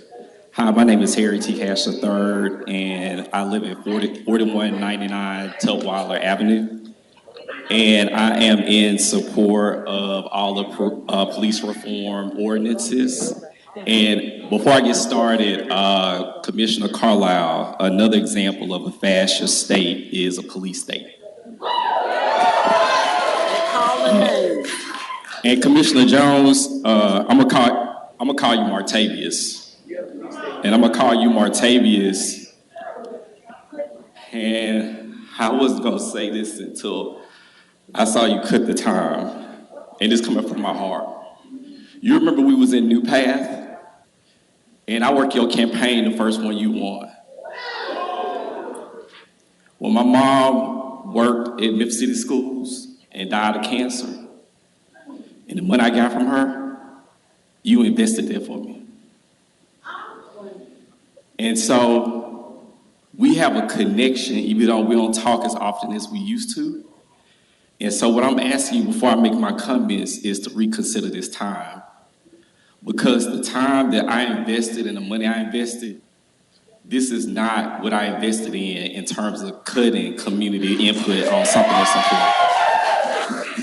important. And that's coming from a place of love as a brother. Now to my comments. And it's for everybody. One, the people that are in opposition. Ms. Cash, direct all your comments to the council. And the folks that's in opposition, thank you for being here, because this is part of democracy. The people that's in favor and for it, a lot of folks like pay parking fees and all that to come down here, which is why people need to be heard. And I was out of town when Tyree Nichols stuff happened, and I just got in town last week from dealing with mental health issues. And it's a lot of trauma and stress in this city. And the violence is a reflection of it, which means it's complexities around it, and you can't police yourself out of it. And I think it's important to talk about receipts. Because in order for you to be making comments, because sometimes, like if you're against this, right, I want you to be in favor of when Memphis Tomorrow was marketing Memphis for low-wage jobs. I want you to be down here too when the State of Tennessee Economic Division was promoting the state of Tennessee in terms of low-wage jobs. And so this is really a lot about poverty. And so when I was out of town, a part of my receipts is I was the manager of youth services for the city of Memphis for 5 years, 2010 to 2015. I was a Connect mentor for Memphis City Schools for environmental awards from the 6th grade till they graduated, and I still talk to them to this day. I'm a foster parent through youth villages. I put in work with community organizations. I work for Mike. And so compassion, this is a quote from this book called Mindful Race, Transforming Racism from the Inside Out. It says, compassion is the natural response to this blindness. It arises whenever we see our human situation clearly. To see our struggles with, quote, kindly eyes. We need compassion, not anger, to help us be tender with our difficulties and not close off to them in fear. Because that's what it really is. This is how healing takes place. In 2016, and this is more of a historical lesson, in 2016, Tammy Sawyer started a petition against Bill Gibbons. And I want to call out Bill Gibbons too, because he's behind the scenes and we need to call out him more. Because he in particular pushed to hire former NYC Police Commissioner Raymond Kelly, who was the creator of Stop and Frisk. And that illegally targeted Black and brown people in New York City. The Commercial Appeal did stories about it, and I emailed over 100 people, some of y'all on the council now, Strickland, the mayor over Shelby County now, county commissioners, and some of the candidates that's running for mayor. Nobody said a word. And nobody responded, and Bill Gibbons moved forward with that plan. And this is what we feared, a Tyree Nichols death. And so, in conclusion, now with these ordinances, we're trying to work within a political system. Even though there are sections of the community who would rather get rid of current police form altogether. Just be honest. And redirect those resources back into community. So hopefully city council leaders who want to support the reclamation of our humanity, because that's really what it's about, will be on the right side of this issue. Because if not, people who value peace, compassion, and love like me are losing patience with working within this system that continuously puts us on the defense of surviving instead of thriving, which we deserve.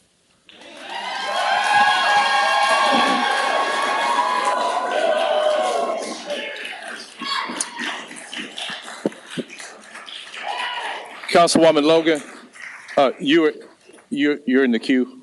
I'm going to recognize council members that are in the queue now, followed by Councilman Warren, Carlisle, and East Thomas. Microphone. Okay. I'm sorry, I'll let them go and I'll go last. Well, let me recognize other council members. Yes. Councilman Warren. Thank you, Mr. Chair. You know, we have a city right now where we have people afraid, and people are afraid of crime, and people are afraid of the police. So what we have is a city that's scared. And what we need is a police department that can protect us from crime and not kill us indiscriminately. And I think that's what we're trying to do here with this way we've crafted this particular ordinance. Right now, we've listened to people who said, we don't want unmarked cars just out patrolling and pulling people randomly. But we've also listened to our citizens who said, we want our police officers to be able to protect us when someone's doing something crazy and might put us in harm's way. So in my mind, the way that we crafted this particular ordinance, we can do both. And I'm going to vote for this because it allows our police department in unmarked cars if somebody's doing something to pull people over. But it also, it doesn't mean unmarked cars can't pull anybody. If they see something wrong, someone speeding recklessly or doing something dangerous, they'll pull it. We're just saying our regular police cars will be the ones that do traffic stops, and our department just put 12 people on a traffic detail because we're listening to our citizens. It's crazy on those roads out there. You just have to drive it, and you got to look in your rearview mirror when you're doing 65 or 70 on the interstate. Someone may run you over from behind. Everyone knows that. We know our kids are killing each other. We need our police to do a good job and keep all of us safe. So this is not an either or. This is a both and voting for this now, I think, gives some protection to people who are worried about unmarked cars doing what they shouldn't do, but it also allows unmarked cars to protect us. So I'm going to vote for it for that reason. Thank you, Mr. Chair. Thank you, Councilman Warren. Councilwoman East Thomas. Thank you, Chair.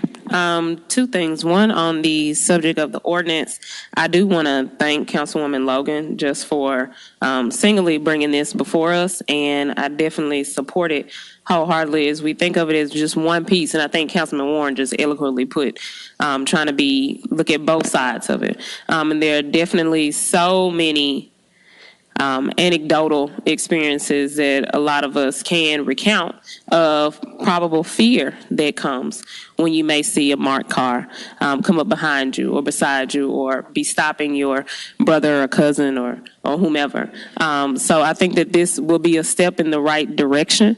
And I want to thank Councilwoman Logan for bringing that forth. And I also ask any other council members to join me as a co-sponsor with her on this ordinance that we're going to vote for, as I think it definitely can add to the safety of a lot of Black and brown folks and others in the city.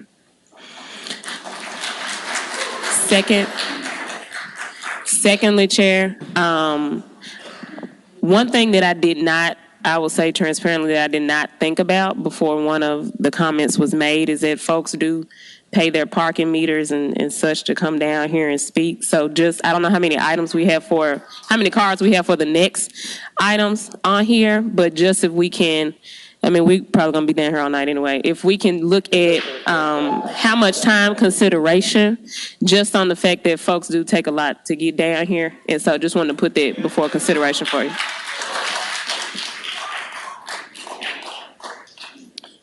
Thank you, Councilwoman East Thomas. Councilwoman Robinson. Thank you, Mr. Chair. I'd like to be added as a sponsor for this particular ordinance. And I, too, like Jeff Warren, will be supporting this ordinance because it takes care of both ends of our spectrum. Thank you. Thank you. Thank you, Mr. Chairman. Councilman Smiley, would you read your amendment into the record if you don't mind? Do you have a copy? I think my colleagues were so eager to give me a copy of my amendment. Heavy is the crown of the Vice Chairman. Yeah, I don't need me today. Y'all doing what's right. Highlight. Executive. Where is it? Oh, okay. So I'm going to read the definition of exigent circumstances, which was added to this particular ordinance. Exigent circumstances means circumstances that would cause a reasonable person to believe that prompt action was necessary to prevent imminent danger to life or serious property damage. Thank you, Vice Chairman. Attorney Wade, if I could seal you one more time.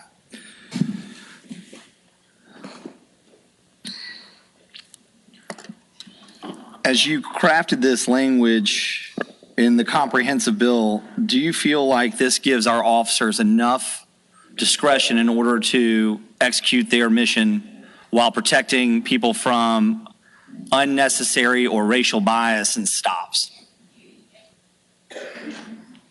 I think you're mixing things. I think Pretext. On a traffic stop, I think it does give them sufficient discretion and parameters of how to execute a traffic stop. Okay. Yeah, I have to agree with Councilman Warren. I think that this doesn't hinder. Chief Davis is our law enforcement expert. She's the chief law enforcement officer. She does not feel like this does anything to hinder her officer's ability to execute the law. And so for me, if I'm able to find a compromise between two parties, and most importantly, that the experts in the room feel like it doesn't do anything to hinder safety of citizens, I don't see anything wrong with it. And if it turns out as we collect data that it goes one way or the other, we can always come back and tweak policies and procedures. Officers have a duty under state law to intervene, not only in circumstances like Tyree Nichols where they're held accountable, but when someone's breaking the law. And they offer discretion, but ultimately they have a charge when they take an oath of office as post certified to execute when someone is breaking the law. So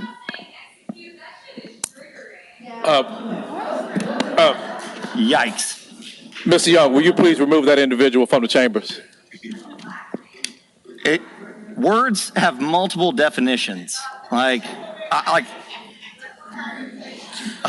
mean, it's been a long day. I'm just not in the mood.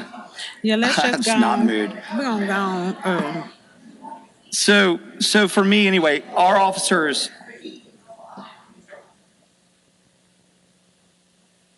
All right. Our officers have a duty to their oath and as certified peace officers in the state of Tennessee to execute state law. And so that also means a downward into anything that contravenes in local ordinances superseded by state law in the United States Constitution. So for me, I have no problem supporting this ordinance solely because the chief of police is comfortable with how it's written and that her officers will be able to do their job. So I'm going to be supporting it as well. Thank you, Mr. Chair. Thank you.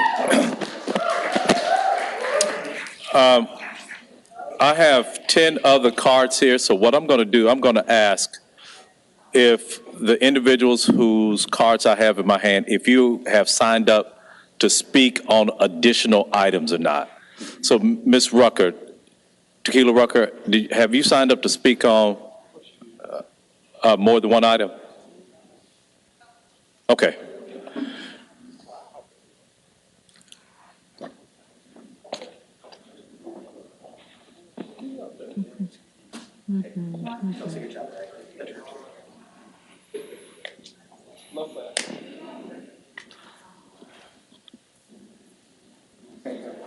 Madam Comptroller, will you please give her 2 minutes, please? Tequila Rucker, 1000 South Cooper, 38104. I serve as the community organizer for Memphis for All and also a partner for the Justice and Safety Alliance. I want to first thank those of you that took a meeting, a call, or responded to an email to hear concerns from the community. As elected officials, you work for the people. Today, I stand with the people and for the people that elected you into office, asking you to pass these ordinances, presented as they are and with the recommended amendments. We understand that you consult and rely on Alan Wade for guidance. However, the people did not elect Alan Wade.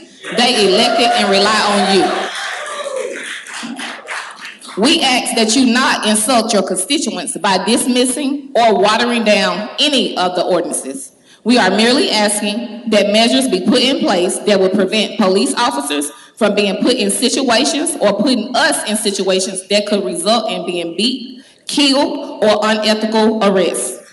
This ask is reasonable, and it's appalling that we even have to ask for something that should be common sense. I didn't watch the video. However, the psychological impact is real. It doesn't stop me from tensing up when a police car pulls behind me or beside me. Whether there's a threat or not, I'm afraid. As a Black woman, I begin to question myself. Am I doing everything right? Because I don't know what the outcome could be. The first steps to feeling safe within our community starts with you. And a vote against any of these ordinances and a vote for Allen Wade's ordinance is a vote against Tyree Nichols' family. Thank you.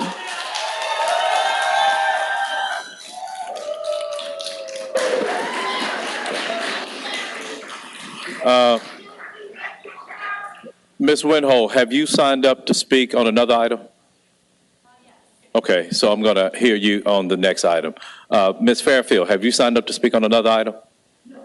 Okay. Mr. Adams, have you signed up to speak on another item? Okay. So I'm going to hear you on the next item for those individuals who have multiple cards.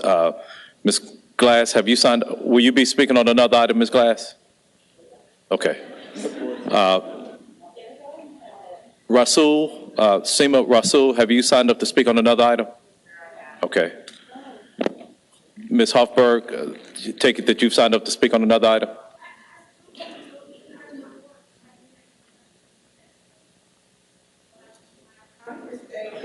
Okay. L. Charm. Okay. Have you signed up to speak on another item? Okay, so please come forward. You have 2 minutes to speak on this item.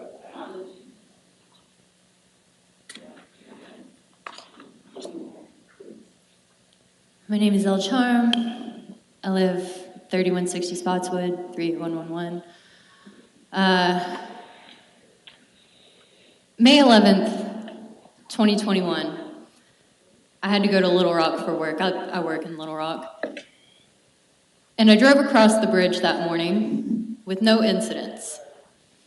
By the time I was coming back to Memphis that night, the bridge was shut down because following a routine bridge inspection on the I-40 bridge, an engineer discovered a fracture that was so severe that he made a call to 911, and he said, "We've got to get people off of the bridge immediately."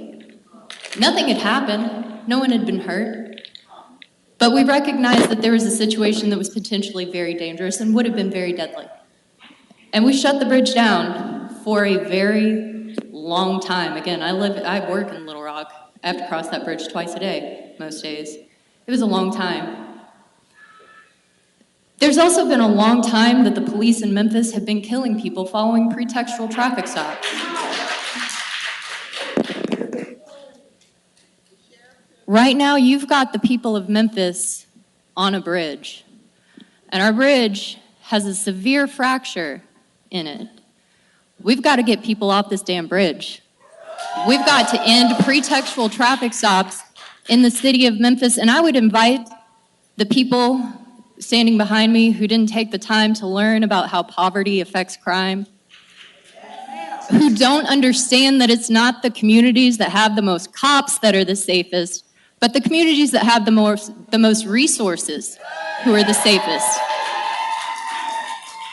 I would invite them to take out a device that looks similar to this, pull up Google, and learn a couple things. Thanks, y'all.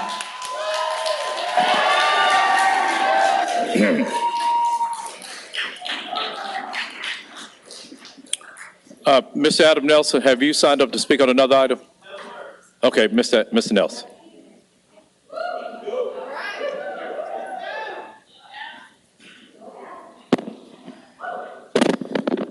Thank you. I'm Adam Nelson, 1624 Faxon. The main thing that I want you to understand today is that you received a letter from Mayor Strickland this morning that made some claims about these ordinances, and I want to correct the record. a reference to a statute about unmarked cars is misquoted. The statute cited says basically that sheriff's departments have to mark certain vehicles in a certain way, and that no other law enforcement agency could use the sheriff's emblems on their own vehicles. The administration is misquoting subsection B, which reads, "Nothing in this section shall prohibit a county sheriff's department from operating unmarked cars for undercover or other purposes." So the statute does not apply to MPD in the first place. Furthermore, the language, quote, "for any purpose," quote, does not appear in the statute. The idea that MPD is allowed to use unmarked cars for any purpose is ridiculous. Obviously, they can't use unmarked cars for illegal purposes, and if the council were to prohibit the use of unmarked cars to effect traffic stops, as the ordinance would do, that would make such use of unmarked cars illegal. Furthermore, the Wade ordinance that purports to capture the spirit of these ordinances does not do so. It strips them of all of the components that are the most important to all the community people gathered here today. Please do not fall for that trick. Please pass the ordinances with the amendments that we have recommended and honor your duty to the people of Memphis. Thank you. Thank you.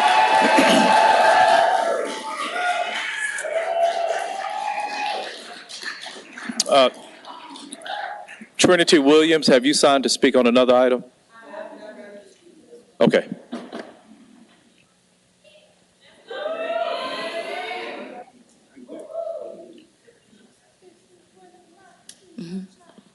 My name is Trinity Williams, 2000 North Parkway, 38112. Good afternoon. I'm a current Rose student at Rose College, and I'm speaking to you to urge you to vote to pass these ordinances to end the use of unmarked cars and plainclothes police officers to make the city safer. By passing these ordinances, the council will take another step closer in fulfilling the promise to act in the best interest of the citizens of Memphis. And these ordinances call for an end to the abusive, discriminatory, and violent policing culture onto Black and brown bodies in Memphis, but also provides a much more just system to Memphis at large. The use of unmarked cars and the use of plainclothes officers is an abuse of power which amplifies the distrust between citizens and law enforcement officers. As a Black person who loves this community, I want to be able to make my family proud and receive a strong education from my college without fearing unjust and biased police violence. Passing these ordinances sets a precedent to combat the expansion of abusive policing culture onto campus universities. And without these ordinances passed, it is injustice to those who have lost their lives to police brutality. It is an injustice to those who are living within police brutality. It is an injustice to those within the Memphis community. And as MLK has said, an injustice anywhere is an injustice everywhere. And to vote yes on these ordinances to end the injustice and to be on the right side of history. Thank you. Thank you.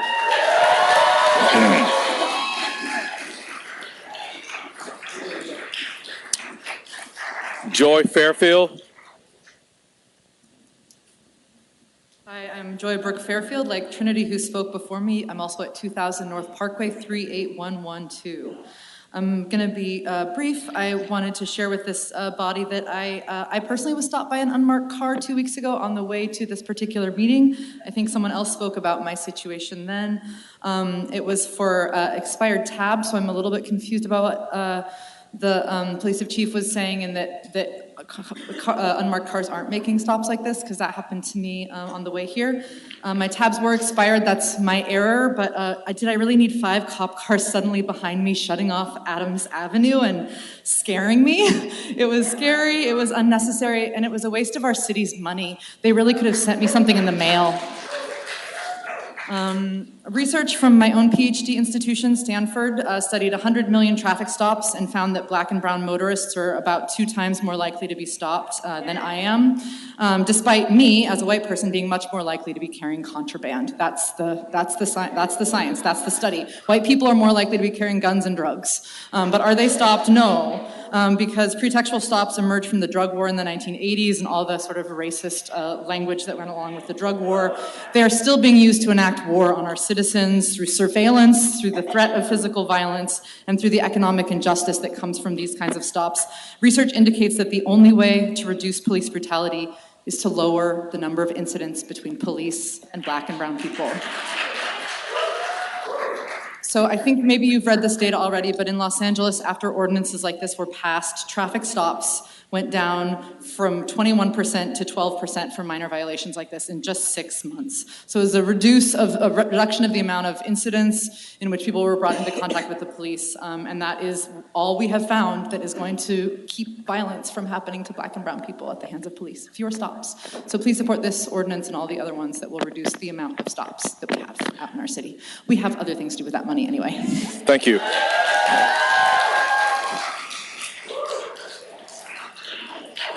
Okay, Ms. Hoffberg, you spoke on another item, so I'm going to call for the question on this. Madam Comptroller, will you please prepare the screens for the vote?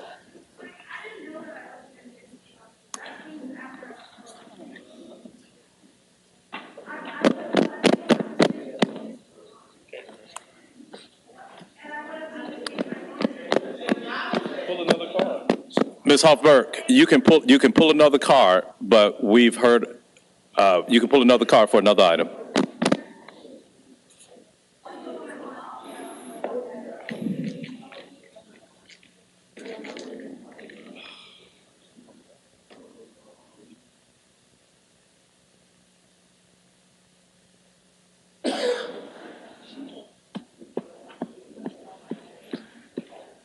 Council members, will you please cast your votes if you haven't already? Yeah.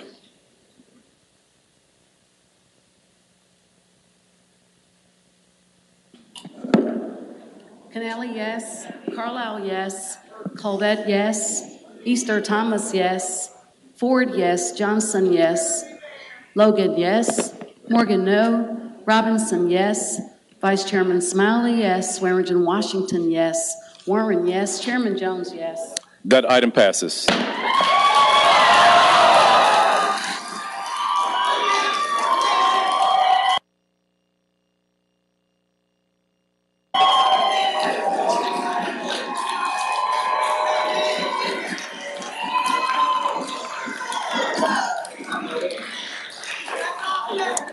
Madam. Yeah. What number is that? Madam Comptroller.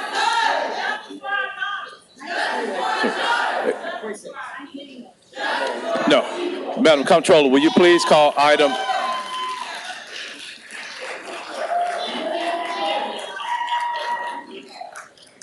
Madam Comptroller, will you please call item 26?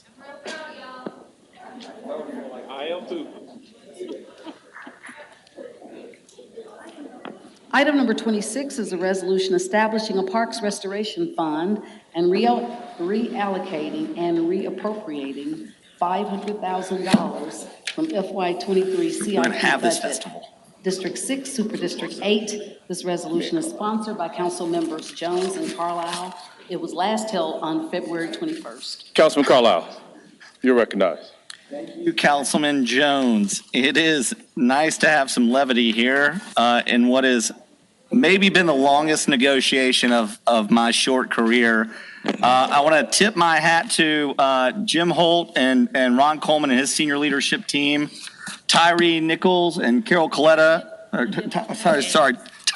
Tyree Daniels and the senior leadership team from the River Parks Partnership. I've been here since 7 this morning. Cut me some slack, please. We finally have an executed lease and are going to be hosting the Memphis in May Beale Street Music Festival and World Championship Barbecue Festival in Tom Lee Park this year. So, Mr. Chairman, before you and colleagues, before you is a amended version of the resolution establishing a park restoration fund and reallocating and reappropriating $500,000 from the fiscal year CIP. The noteworthy amendments are as follows. The sources will be allocated a one-time allocation of $500,000 from the $5.5 million fiscal year CIP funds that were appropriated for the renovation of Mud Island. The city will assign up to $350,000 of the fund to be the first dollars used to restore the park. In year 1, the damage deposit from the festival operator will be used in year 1 if damages exceed $350,000. Up to $150,000 of the fund will be used in year 1 if damages exceed a total of $500,000. In year 2, the city will assign up to $350,000 of the balance remaining after year 1 to be the first dollars used to restore the park. Thereafter, any remaining balance of the fund will be used in the event of the damages exceeding the $250,000 damage deposit from the festival operator. The fund money will be used to restore the park from any festival damage in 23 and 24 only and shall not exceed $500,000. And Jeff Warren moves it, and I'll second it as amended, Mr. Chairman. Okay, thank you. That item has been moved by Councilman Warren, seconded by Councilman Carlisle. Seeing no members in the queue to speak on this item, Madam Comptroller, will you please prepare the screens for the vote? Chairman, I have a companion resolution as well after this vote. Is this on my minutes? No. Canali, yes. Carlisle, yes. Colvette, yes. Easter Thomas, yes. Ford, yes. Johnson, yes. Logan, yes. Morgan, yes. Robinson, yes. Swearingen and Washington, yes. Warren, yes. Chairman Jones, yes. That item passes. Councilman Councilman Carlisle. That's fine. We look the same. I forgot one more important thing. The other big, huge, probably biggest thank you is to Shondell Ryan, who spent countless hours negotiating this deal and meeting. She was up early. She was in mediation till late in the hours, was up till midnight trying to get this deal across the finish line, and it would not have happened without her tireless effort. Shondell, thank you so much for all that you do for the city.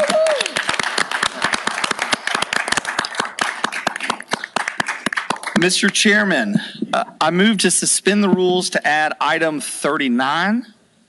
39? Yeah, we're doing it. Yes, 39. In order to introduce a resolution to allocate and appropriate a $5,000 grant to the Memphis River Parks Partnerships to reimburse for expenses related to the festival ground monitors.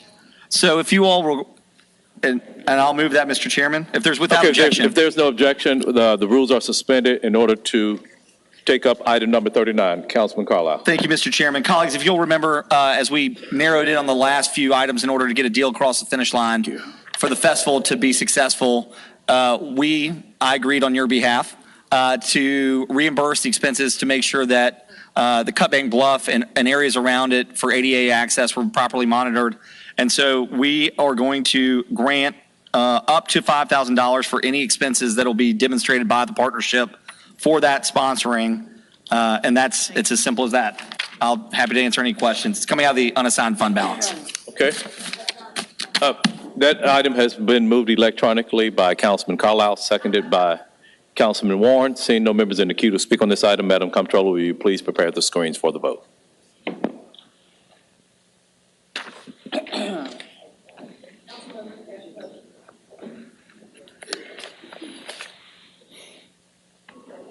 Canali, yes. Carlisle, yes. Colvette, yes. Easter Thomas, yes. Ford, yes. Johnson, yes. Logan, yes. Morgan, yes. Robinson, yes. Swearingen, Washington, yes. Warren, yes. Chairman Jones, yes. That item passes. Madam Comptroller, will you please call item 25? Item number 25 is a resolution to allocate and appropriate $20,000 for supplies and professional services related to Memphis Parks Teen Fest 2023. All council districts. This resolution is sponsored by Memphis Parks. Councilman Warren. Thank you, Mr. Chair. The committee met recommended approval, and I so move. Okay, that item has been moved by Councilman Warren, seconded by Councilman Colvette. Seeing no members in the queue to speak on this item, Madam Comptroller, will you please prepare this item for the vote?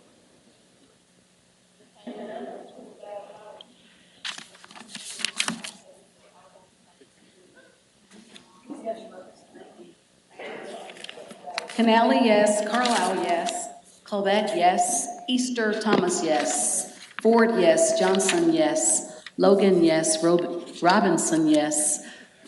Swearingen, Washington, yes. Warren, yes. Chairman Jones, yes.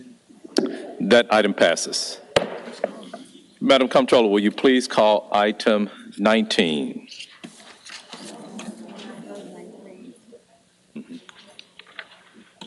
Thank you.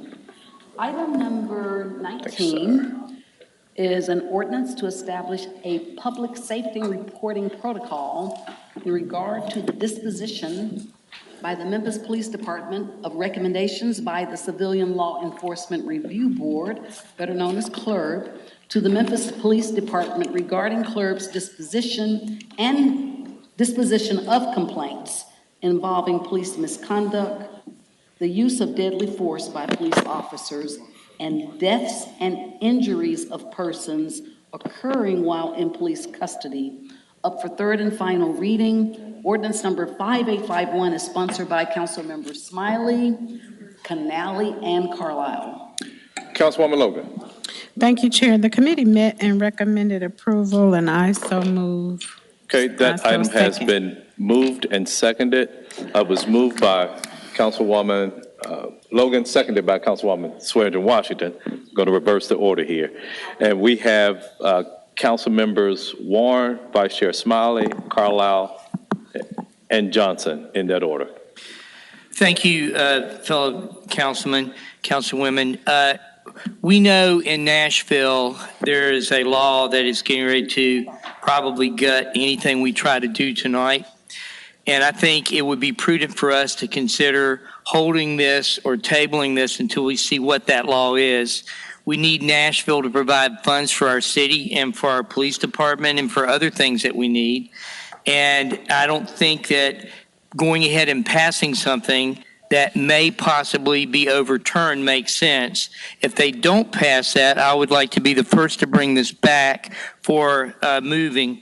I've served on CLERB, as have other people on this board, and it's an important function. And one of the things this does is provide subpoena power and things along that line. I would like to be able to do that, but not if Nashville is going to make it irrelevant. So it makes no sense to pass it and stick our thumb in their eye until we know what they're going to vote on. So I'd like to hear what my fellow council people think about that. Thank you.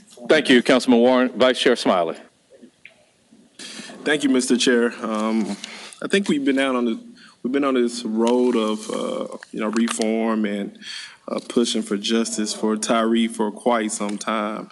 And I think if we bow down to our oppressors, the state, we're doing Tyree an injustice. But I will also say this.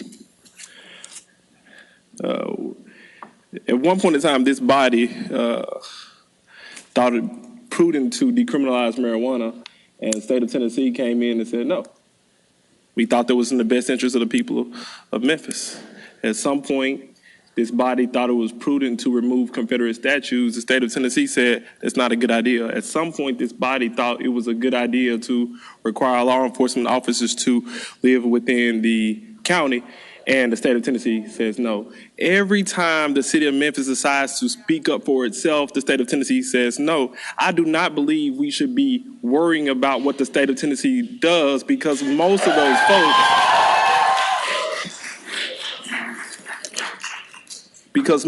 folks, and I've listened to them, I've traveled across the state, they speak as if the city of Memphis is his stepchild.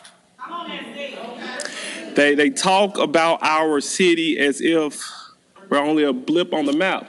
They say those folks in Memphis, and for most of them, a lot of times, they have never stepped foot in our great city.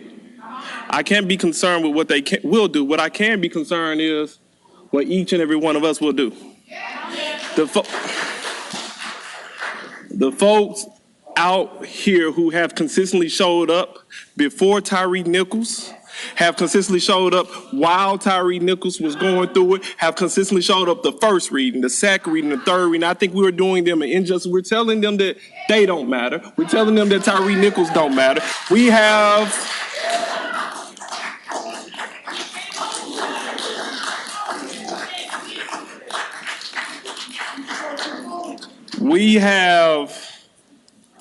an obligation here today. And it's not about whether the state will overturn us. It's about to the people here. It's about to the people who call the city of Memphis home. Our obligation is to pass meaningful reform. And I'm not sure if Reverend Johnson is here. He just walked in. He left us. He just walked in. He charged us. He charged us last time he was here. He said, I know where they will stand. The question I have for this august council, the question that I have for this esteemed body is, where will each of you stand? So not just this ordinance. I hope we pass every single ordinance that's on the books, because they have put in work, we have put in work. And now let's not worry about what Bill Lee and the extreme state legislative body will do. Let's worry about ours here and our responsibilities. That's all from me. And as you know, I'm voting yes. Thank you, Vice Chair Smiley. Councilman Carlisle. I mean, sounds good, but then there's just the pragmatic, actual blocking and tackling of passing law and what it means. And I'm a co-sponsor of this, but Dr. Warren is right. It would be one thing if we weren't in General Assembly, if we weren't aware that the bill is happening, and placating to people with lofty language when in reality it's not going to help one iota, and we know that. I think that's the thing is, in order to be an august body, you have to be honest when you agree, disagree, and when you know for a fact that you're putting into law something that gives people either false hope or fear. And the reality is that HB 591 or SB 591 is moving through the General Assembly. We pay our lobbyists $110,000 a year to tell us whether it's going to pass or not. And we know that it is going to pass. And it's not directed at Memphis. It's actually directed at Nashville and the Metro Council. We're just a sidebar piece of it because of how they write private and general acts. I certainly respect any member of this body's right to vote and feel however they want. And the rhetoric they choose to use to the point, we're all entitled to the First Amendment. But in reality, this is a meaningless ordinance because the state in the very near future, days or weeks, is going to moot it. And so to pass it just to get claps is, I think, disingenuous and unfortunate. And I'm with Dr. Warren. If the state fails to move, then I'm happy to bring this off the table and move it. So, I mean, we can keep getting back in the queue and going back and forth, or we can just make our statements and vote. I see Councilwoman Johnson in the queue, so I'll yield the floor to her. But after that, I'm going to move to table this item. It's not about getting claps. It's about listening to the people. Point of order, Mr. Chairman, I would just add that every citizen here is entitled to their rights, not just because they showed up. Ms. Carlisle, I recognize Councilwoman Johnson. Thank you, Chair. My colleague just mentioned our lobbyists. I'm wondering, how did they actually lobby for us in this situation? You know, we paid that type of money. I'm just concerned, how did they actually lobby? Even though they may know they are lose, they should have lobbied, because I think this is the majority, at least it was at one time. Now, my opinion about it is, I have several friends who serve on that board. And they work hard. They're diligent. It's hard work. They have to sit there and listen to situations. It's not easy. They have to make difficult decisions. We have individuals serving on all these boards. We have to support these individuals. And if this board believes that an ordinance to give them more power is what they need, I'm going to support them, because I think that's exactly what it takes. So, I understand we may lose on the state level, but you know, I've lost before in other situations. I can live with it. But I just think, out of respect for that board that has been trying for so long to get some teeth, let's help them. At least let them know we care about them. Thank you, Chair. Thank you. Vice Chair Smiley. If someone is going to kill clerk, it should not be the Memphis City Council.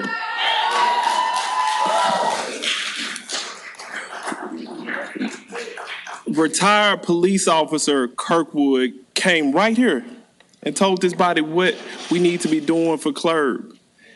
And now we're trying to say, hey, the state may pass a law that, put clerk to bed. But the problem is, there is no law in place right now. Guess who has the ability to put law in place? This body. And I've been talking for a very long time, and I don't want to go on. What I'm going to tell each individual here is vote your conscience.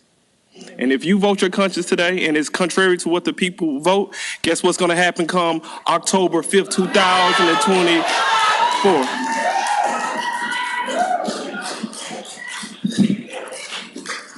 They're waving at you because what they're going to do is they're going to send you home. You have to vote your conscience here today, and I hope your conscience on the side of the people. Thank you. Councilman Carlisle. Thank you, Chairman Jones. How many members of this body, since this CLRB law at the state legislature is called a state legislator or driven to Nashville? Right. I'll be up there on the 15th. I hear you, but that's my point. That's my point is we talk about, we make comments like that, but in reality, no one has reached out. And you asked about the lobbyists. Who's reached out to our lobbyists to say work against this? Like, so that's my point is here we are, and I'm not saying we shouldn't do this. I'm saying we should table the bill and see what happens over the next 2 to 4 weeks in the General Assembly. But if you want to placate, that's fine. I mean, that's fine. Okay. So, audience, please. Councilman Warren, were you done? I'm good. Thanks, Chairman. Councilman Warren. Thank you, Mr. Chair. You know, we worked hard as a council to pass ordinances to stop a pipeline from going through an African-American community. We did that, and we had 3 ordinances that we worked on, you know, but we had our attorney who told us, you know, I've got to get you something that's going to go up there and be bulletproof in Nashville. And what happened is the ones that I worked on, I tabled because it wasn't going to be good enough to make it through Nashville. And the other one that we put up there, they negated it that same year, but they didn't negate the ordinance that we had from our lawyers. So we still have some protection from pipelines. This is the same sort of situation. I mean, I'm all for this ordinance, but I think all it does, if they pass a law, is we sort of spit in their face and say, we know you're going to do it, so here, man. It's childish. And in my mind, you know, we all can be grown-ups and think about the long-term situation here. I mean, it feels good to pass it, but, you know, doggone, it's not like removing the statues. We got those gone. Okay, we did it when they weren't in place.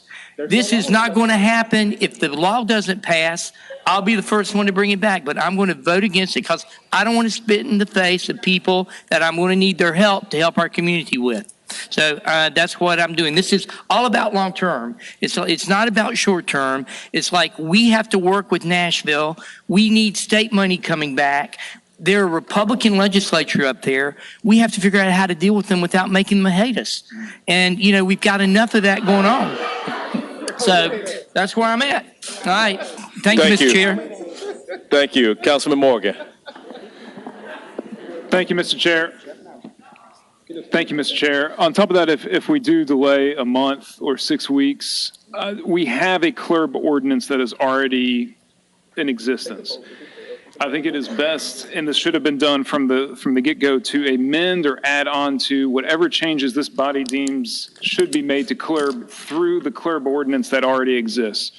Red line out things that don't work, blue line in things that do work, and put it in one concise location so CLRB has its marching orders from its ordinance rather than introducing 2 or 3 other ordinances that impact their operations. I think that is a smoother way in order to legislate. There's an old gunslinger term that quick is fine, but accurate is final. I think this was a quick attempt in order to address things that the community was voicing, but we should have a more accurate attempt. And I think the unintended consequence, if we do delay today, is that this can come back and we can do it through the CLRB ordinance. Thank you, Mr. Chair.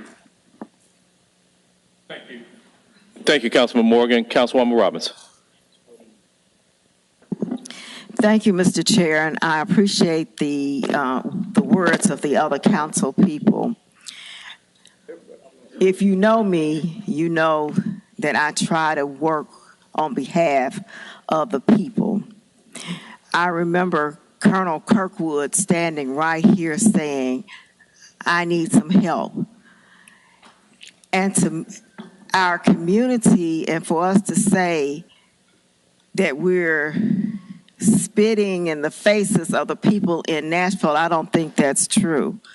I believe that we should take a vote on this item. I believe that we should support our community, and all our vote says is that this is what we want for our community. We're not saying we hate you, we don't like what you're doing. We're just saying we are representing our community and this is our voice. It doesn't say that we are disagreeing and falling out with anybody. All it says is that we had our community to come to us. They said to us, this is what they want. This council is responsible to say what our voice is, and we shouldn't be afraid to say what our voice is. And it's good for them to know where we are. And if they decide, whoever they are, that that's not what they want, that's their voice. But this is our voice today. And I believe that we should give Club some teeth. Thank you.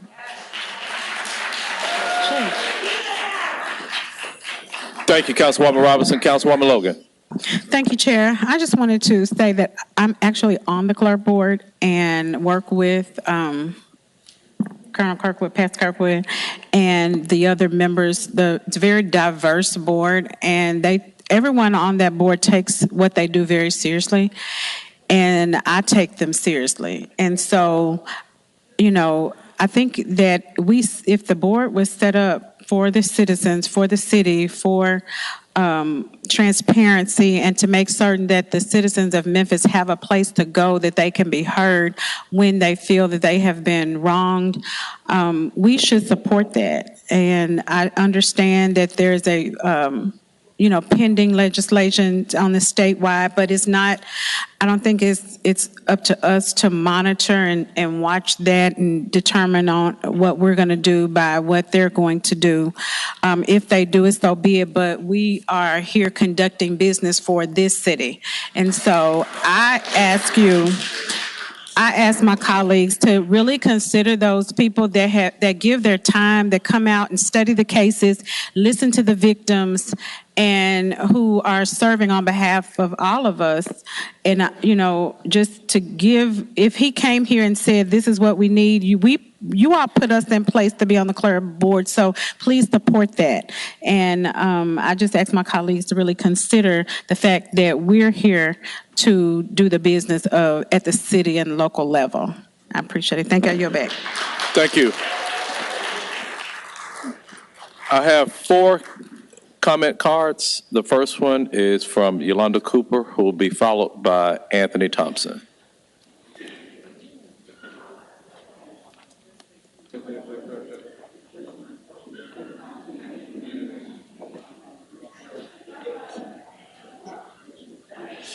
Ms. Cooper, please provide your name and address for the record. My name is Yolanda Cooper, and my address is 4072 Shirley Drive. My zip code is 38109. And thank you, Chairman, for allowing me to be up here to speak on this important.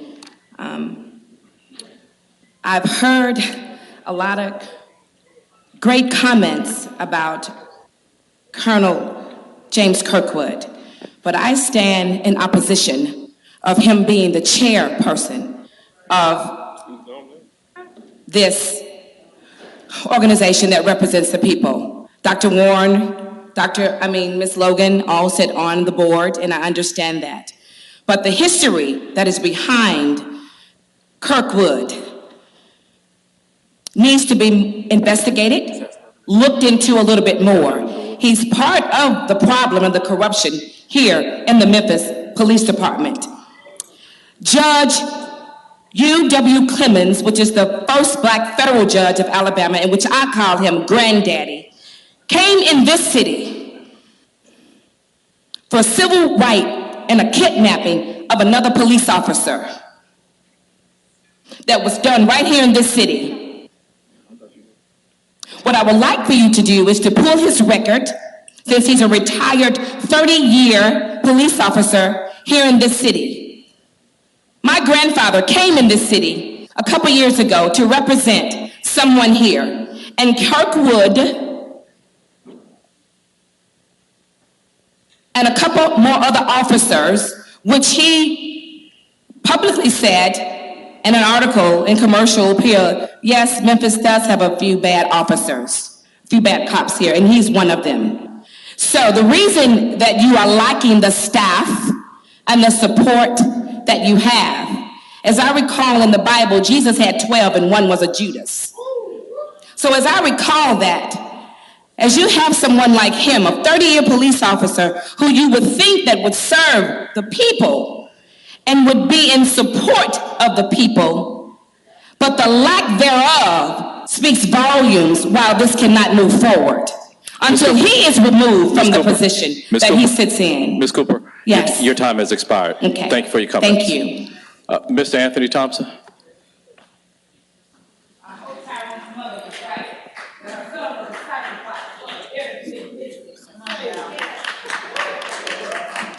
What the world? Who knows? Good evening. Anthony Thompson, 3944 Otter Drive, 38128. Thank you, Mr. Chairman. I just turned 69 years old Sunday. And I've been a legal driver for 53 years.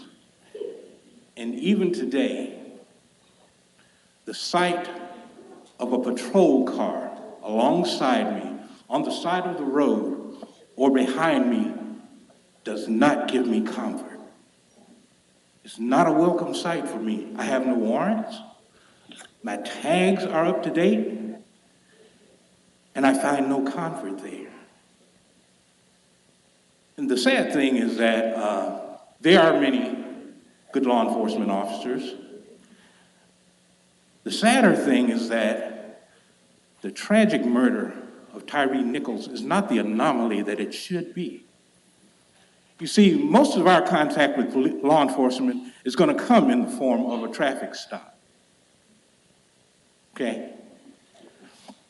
And anything, this wide array of ordinances that we're looking at this evening, anything that helps to foster the kind of confidence and trust that is necessary in this community for us to feel like citizens and not suspects constantly is very necessary. And yes, we need to pass ordinances that are right for us. This isn't going to make Nashville hate us. Nashville has hated us a long time. So we need to make decisions based on the best possible outcomes for our community. I simply, before I die, want to be viewed as a citizen and not a suspect. Thank you, Mr. Thompson. Ms. P. Moses, followed by Ms. Rasul.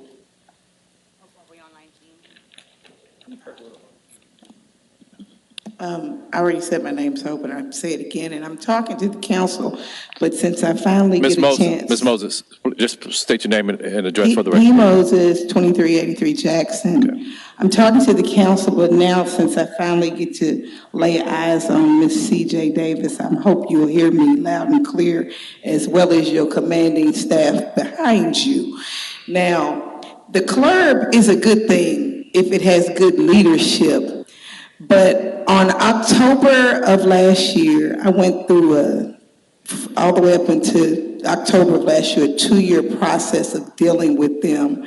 And there was a complaint that I filed with the Internal Affairs Department that made it to CLERB, and it fell on deaf ears. It was from that same precinct, the Hickory Ridge Station. So I say that to say the lady that just left is not just somebody blowing up steam. There's a problem with that precinct. And Ms. Robinson, you know too, because I talked to somebody for an hour the other night that said they talked to you about it 2 years ago. So there's a breakdown and a problem with CLERB and Internal Affairs. Your Internal Affairs Department ain't shit. I'm telling you that now. Ms. Moses. Ms. Moses. Mr. Young, please remove her.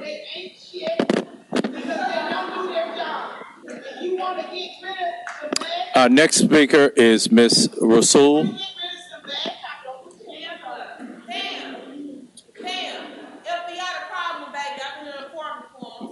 Ms. Rasul, you're next. Ms. Moses. Ms. Moses.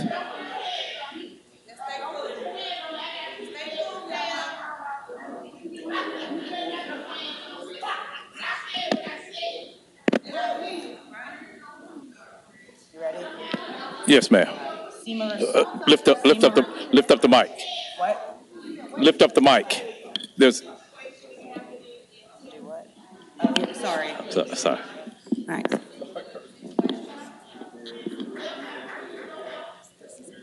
Seema Rasul, 19 South Tucker, Memphis 38104. Let me apologize for my reaction earlier. I'm gonna, on ordinance 21, I'll explain what happened to me yesterday and as to why I'm feeling and expressing my emotions the way that I am. It has to do with police and beating up somebody. But I wasn't really gonna speak on this one, but I will, because I don't think CLRB right now, with the fact that it doesn't have any subpoena power, really can't do anything. And on top of that, some of the people that are on CLRB they're pretty tied closely, or what I call police apologists, or they have connections with law enforcement. That being said, they're absolutely, the amount of complaints that MPD gets on cases like, excessive force, police brutality, whatever it is insane. Insane. And it needs to be reported, and it needs to not only be reported, but collected, and all that needs to be done by a completely separate, not internal affairs, not CLRB, it needs to be done by a completely separate department group of people who have no connection with the police and gain no benefit from the police, right? And TJ Davis, I want you to stick around until we get to ordinance 21, because I have something very specific that I need you to hear me about what you said about the officers were not trained to act the way they did. Man, we were trained in Israel, but it's a racist apartheid regime that uses anti-terrorist tactics on people, Palestinians. So you've trained, and not only you, Rawlings, Goodwin, many directors were trained in Israel. But I'll get into that later on my next one. But I want you to please hear me out, CJ Davis. Ms. Rasul. I'm done. Thank you. Thank you. Okay. Councilwoman Johnson, you're recognized. Ms. Cooper, you spoken. Thank you, Ms. Chair. Johnson. In spite of what may happen, I would like to be a co-sponsor for this particular ordinance, please. Okay. Councilwoman Logan is not here. Councilwoman Logan? Okay. Seeing no other members in the queue to speak on this item. Oh, Ms. Snipes, would you please add Councilwoman Johnson as a co-sponsor of item number 19? Seeing no other members in the queue to speak on this item, would you please prepare the screen for the vote?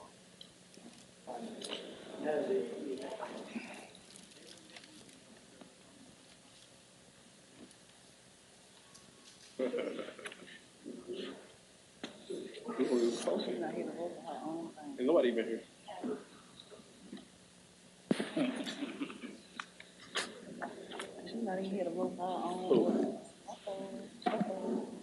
Canali abstained. Was this an order? Covet, no. Easter Thomas, yes. Johnson, yes. Morgan, no. Robinson, yes. Smiley, yes. Swearingen Washington, yes. Warren, no. Chairman Jones, yes.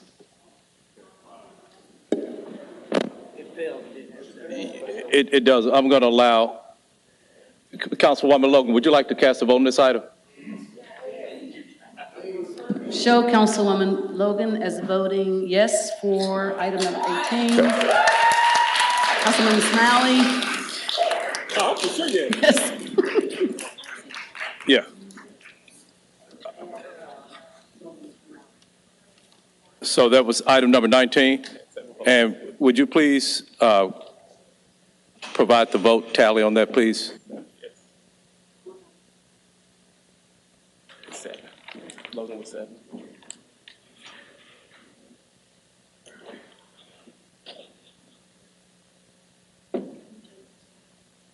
Mr. Chairman, the votes for that item: Canali abstained, Carlisle no vote, Covette no, Easter Thomas yes, Ford is not a seat, Johnson yes, Logan yes, Morgan no, Pass 7.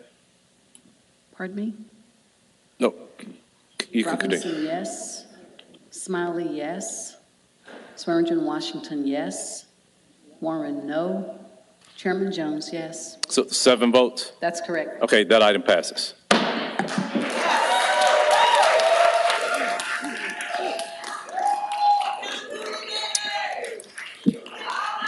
Madam Comptroller, will you please call item 25?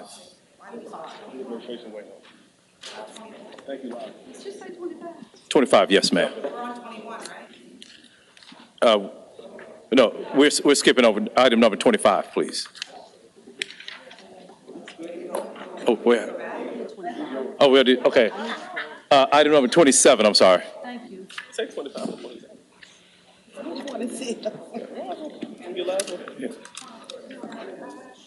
Item number 27 is a resolution to transfer and appropriate contract construction funds in the amount of $978,452.50 from FY23 ADA curb ramp cover line, project number PW2330, to curb ramp group 66, project number PW23301, to construct 450 curb ramps citywide, all council districts. This resolution is sponsored by the Public Works Division.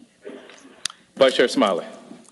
Thank you, Mr. Chair. I see Director Connect is eagerly waiting. The committee made recommend approval, and I so move. Okay, has been moved by Vice Chair Smiley, seconded by Councilwoman Swearingen Washington. Seeing no members in the queue to speak on this item, Madam Comptroller, will you please prepare the screens for the vote?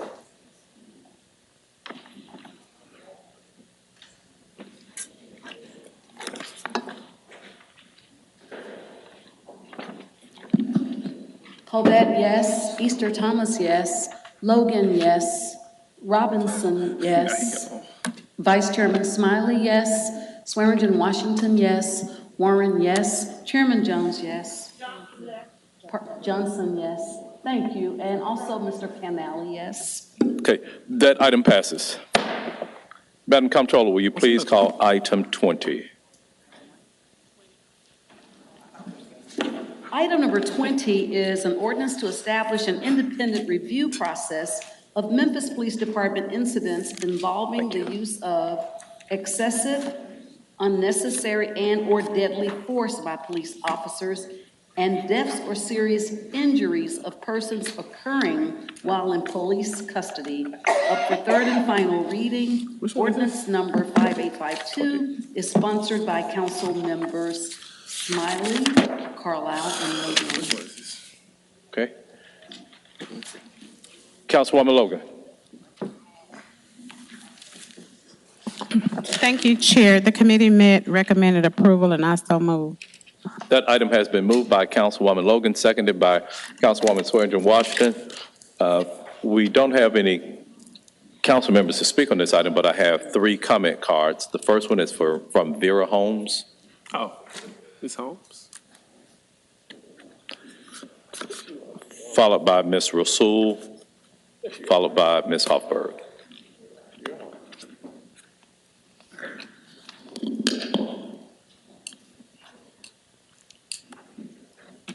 My name is Vera Holmes. I live at 151 East Gage.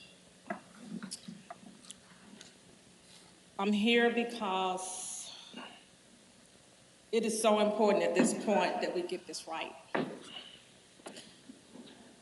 Since I came back to Memphis to help my mother, in 2017, I have been targeted by the police department. As of December of 2020, I have a police report here, briefly, which I just found out about this in December.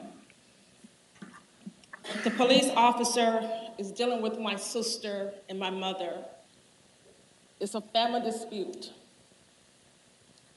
I love my sister and I love my brother, but the police officer stated that the officer advised complaint Mary Webb, which is a former police officer, that when she was ready to put other Vera homes out of the house, to call the police for assistance. Let me be clear. Ms. Holmes. They have been Ms. Holmes, address your... have been to the house so many times. I have been to the court. I have been arrested. September the 25th. Every last one of you guys know who I am. I don't need your money. You got my time, you got my talent, and I'm about business. Captain, I'm here to help assist. I'm here to help assist. But when you come into my house with gun and wake me up out of my bed, and you threaten me and I cannot see my mom ass up today, it's a problem. And I have not tapped into my resources. But we gotta get this right. Because I'm not a thug, I'm not a criminal. I'm from Memphis, Tennessee. I graduated from Carver High School, went to University of Memphis, former Lady Tiger basketball player. My husband did 30 years in the military. Ms. Holmes. We're about business. Ms. Holmes, I need you to conclude. I need you to conclude your statements. Change must be done now. The police, what they are doing, I have a list. They have been to the house so many times. They have threatened me. They have called me and threatened me. I have videos. I'm not a thug. Captain, I need your help. Ms. Holmes. I need your help. Ms. Holmes, thank you for your comments.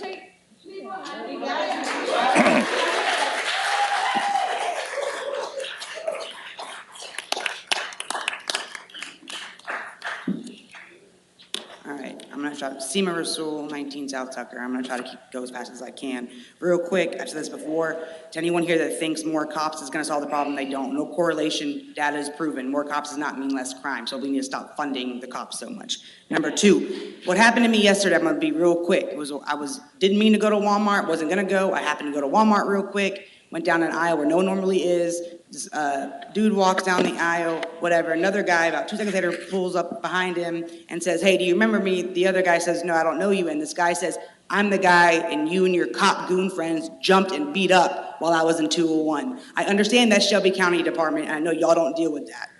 But I want to explain, this is not just a separate or a specific situation or whatever. This is a situation with how we do policing in this country. They are trained in excessive force. They are trained in anti-terrorist tactics, meaning every single one of us here, they think you're terrorists. When they go to Israel, she's not the only one that went to Israel. Rawlings, Goodwin, Godwin, whatever, that's how we got real-time crime centers, how we got Blue Crush. He got that idea from Israel. Israel has been documented with several human rights violations. It's an apartheid country. They have separate roads for Palestinians, separate hospitals for Palestinians, separate schools for Palestinians, and we live under military occupation. So why are we sending our cops to be trained to treat us the way they treat Palestinians? Under military apartheid, racist, colonial occupation. That means these cops view us as terrorists. We need to take that funding that we spend to do that. They shouldn't even be in Israel learning military tactics. The IDF, that's a military. These ain't military people, they're cops. Period. Real quick. And I'm gonna make sure that the guy at Walmart, we're gonna make sure he's safe. So if anyone sends their cop goon friends After this guy that confronted this cop, I got him to stop and not hurt not hurt the cop. I promise you we're gonna find out if that man gets hurt. And we're gonna hold that cop accountable. We're gonna deal with Sheriff Bonner about that. And just Mr. want to make sure. I know, I'm almost done. Look up the Deadly Exchange Program if you want to learn about how we train cops in Israel. It's called the Deadly Exchange Program. Thank you. I'm done.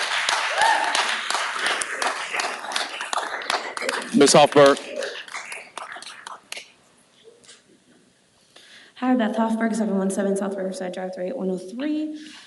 Thank you for passing the ordinances you've passed so far, including the unmarked cars ordinance. What I'm still missing is where we're making sure we only do things with plainclothes officers in traffic stops.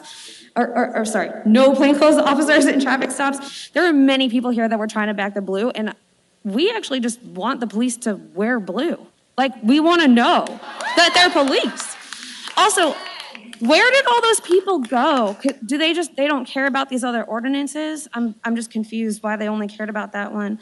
Another part of the language, and as we're working through these ordinances, I just really want to make sure that all this work that we're doing is not going to just go to waste when the new, supposedly Tyree Nichols ordinance is going to get probably passed and repeal all of these things. So I'm just urging you that when you're talking about or looking at this language, that you really consider it intentionally. For example, a reasonable person. So we're assuming we know we need ordinance 20 because the cops aren't reasonable people. There were 17 people on scene.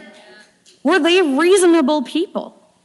Also, we have talked multiple times about how there was going to be hiring, and Councilman Carlisle, I don't see hiring in any of the ordinances now. You said last time that I was here that we were going to have that. It's still not here. I'm also still wondering, where are we getting the disbandment of MGU and OCU? Because if we're doing this review, we would know that there's excessive and unnecessary and deadly force by police officers because of the MCU and the OGU and the other specialized units. So let's get rid of those. And I'll yield the rest of my time. Thank you. Thank you. Councilman Carlisle. Thank you. Hey, on the hiring, it was easier because of the caption. It's easier to just bring it as a totally separate ordinance. So it's going to come as a completely separate ordinance to have our hiring practices on an annual review as well. It was harder to amend based on the caption of the police training bill. So it's just going to come as a totally separate ordinance. Because I didn't put it in. Because I'm choosing not to put it in there. You have my word that we are going to bring an ordinance that will require them to audit the best practices for recruiting and hiring. Okay? Ms. Hoffberg. We can talk more about it. Yes. It's all right. It's fine. I got it. Thank you. Seeing no other council members in the queue to speak on this item, Madam Comptroller, will you please prepare the screen for the vote?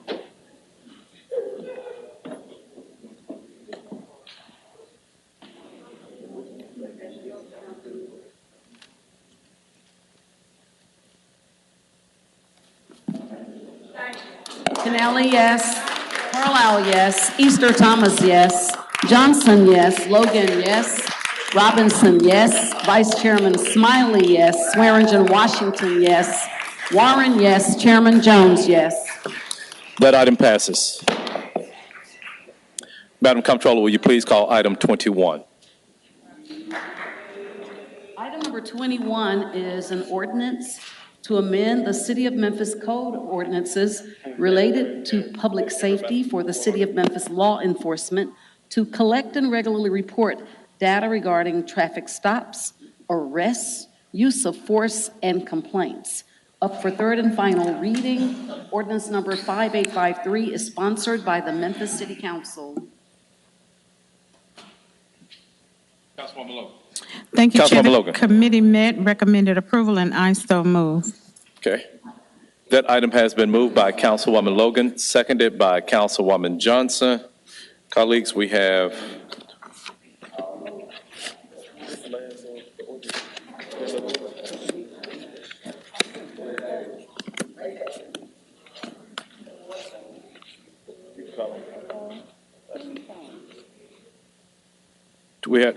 colleagues, we have 21 cards.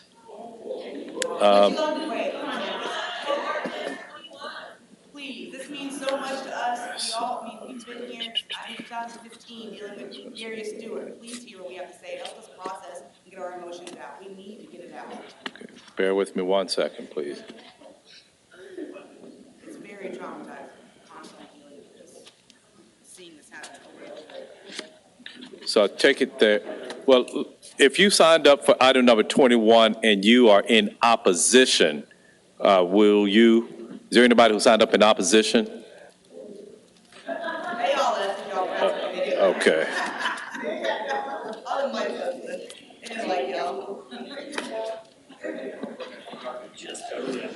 Okay, so with 20 cards, I'm going to give everybody 1 minute. Because we have other items to speak on, and if you look at the way that the vote has gone tonight, so Hold on, these are recorded. What we're saying, other people can go back and watch and maybe learn something from what we have to say. So it's important that we get our kids to speak knowledge to get it out, but to also spread that, awareness and education to other people. look, I appreciate that, but we have other items to hear upon. You probably have cards to speak on that item as well. So for the 21 cards, I could set, 15 minutes for everybody and you squeeze it in there, but I'm allowing all 20 cards that I have here to speak for 1 minute. Because we have other items. First card, LJ. No. LJ Abraham, 199 South McLean.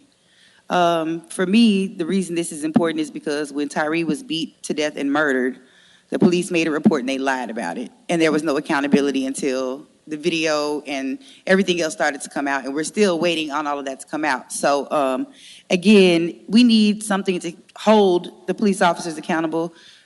And again, I've sat in a room and talked to CJ Davis about this exact thing and got a roundabout answer in response to it. So I think it's important for us to be put in a position to where we can come and speak to it, because we know the police lie, they're liars. They beat people to death, they shoot them, they lie about the circumstances in which they're killed, and we never find out until something like this happens, which is a tragedy. Tyree was the 4th person to get murdered by police since November of 2022. I reiterate that every time I come and stand in front of y'all. We know what happened to Tyree. We don't know what happened in those other 3 instances. And I think it's important for us to be able to know in real time what the police are doing when they pull people over and murder them. Thank you.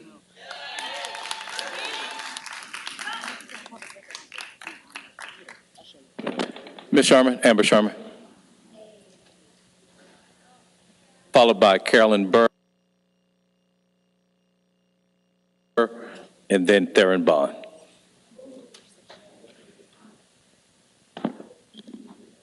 My name is Amber Sherman, 6070 North Bell Grove Cove, Memphis, Tennessee. I hope the council recognizes that this is a new day for the city of Memphis. The amount of folks that have continued to show up over and over again, that's not gonna stop. And I hope that y'all recognize that we don't appreciate you censoring our right to public speech and being able to speak at these meetings. All of a sudden, now y'all ain't got time to sit through us talking. Y'all got too many items on the agenda. People dying and y'all making excuses. I don't like that. This is really important that we do have this in place and have some accountability, because as we've seen today, Sterling got up here and lied earlier when she said that they don't use unmarked cars and plainclothes officers for traffic enforcement, when the exact task force we've asked y'all to disband have been using unmarked cars and wearing plain clothes. On video is they beat Tyree Nichols in black hoodies, as they were on video telling him, I hope they stomp his A, in a hoodie with no markings on them. So let's make sure that we're also holding the police department, especially our chief, accountable when she gets up here and lies to the entire government about it.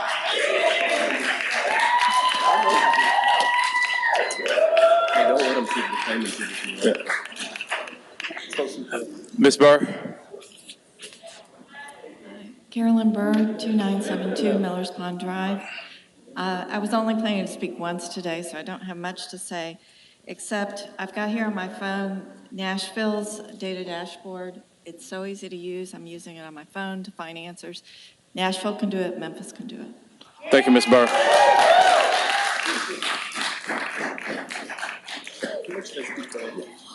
Ooh, respectfully, before I get started, I'd really like my 2 minutes. This is the only card I have pulled. I have not pulled from a previous item. I have not pulled from this item, but I'm gonna get started. My name is Theron C. Bond, 57 North Somerville, Memphis 38104. In this moment and for generations to come, we need to be very careful about the message we send to the outside world about Memphis and the social, emotional impact decisions have on our residents. Memphis could be known for progress, policy, and police reform, but instead Memphis is currently known for barbecue blues and beating Tyree Nichols to death. How much is your courage worth? It doesn't have to be this way. The mayor can show leadership and honor the demands of the people. The police chief can show leadership and honor the demands of the people. This council can show leadership and honor the demands of the people today. We asked for video, we were told to wait. We asked for the names, we were told to wait. We asked for justice, we waited, and this city, our beloved Memphis, is playing in our face with only 7 fired, 3 suspended, 2 with charges dropped, and 1 allowed to retire and receive their pension. Those are our tax dollars before being fired. We paid for murderers. That's not something I subscribe to. That's not what I want on my conscience. Do you? In the words of the late, great Reverend Dr. Martin Luther King Jr., justice too long denied is justice denied. When you are forever fighting a degenerating sense of nobodiness, then you will find it difficult to wait. We cannot wait any longer. We can't wait for Mayor Strickland to become available for the general public because he doesn't want to be. We cannot wait for... Ms. Bond.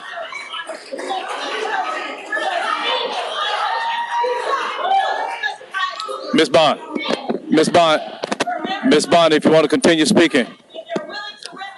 Ms. Bond. Ms. Bond. Ms. Bond. Ms. Bond.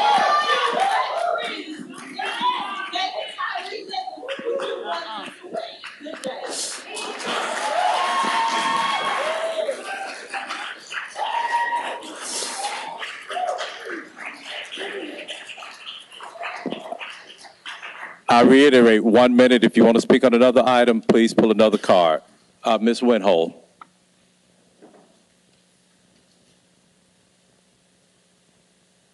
Parkway 38112. I want to talk a little bit about the amount of work it would take to implement this ordinance because the arguments saying it takes too long, honestly, I don't buy it at all, actually. I have a background in tech, and I know that we can't do this argument. It's too hard. I know the ways that the exclusivity of technical knowledge is leveraged to obscure the facts, when in reality, it's often not expensive at all to build a tool that connects the dots in the data, gets things done. And what this is, it's a power play and a tactic that really just signals a lack of political or financial will to get it done. And this claim is especially absurd given how much money we have and continue to pour into mass surveillance technology that's used to target, harass, and control Black and brown people. And I don't want to live in a militarized police state. And this one time that we're asking for data to be used to provide transparency and accountability, I'm asking you to find the will and find a way to make it happen. Thank you. Next cards I have Mr. Josh Adams, followed by Mr. Paul Garner and Chelsea Glass.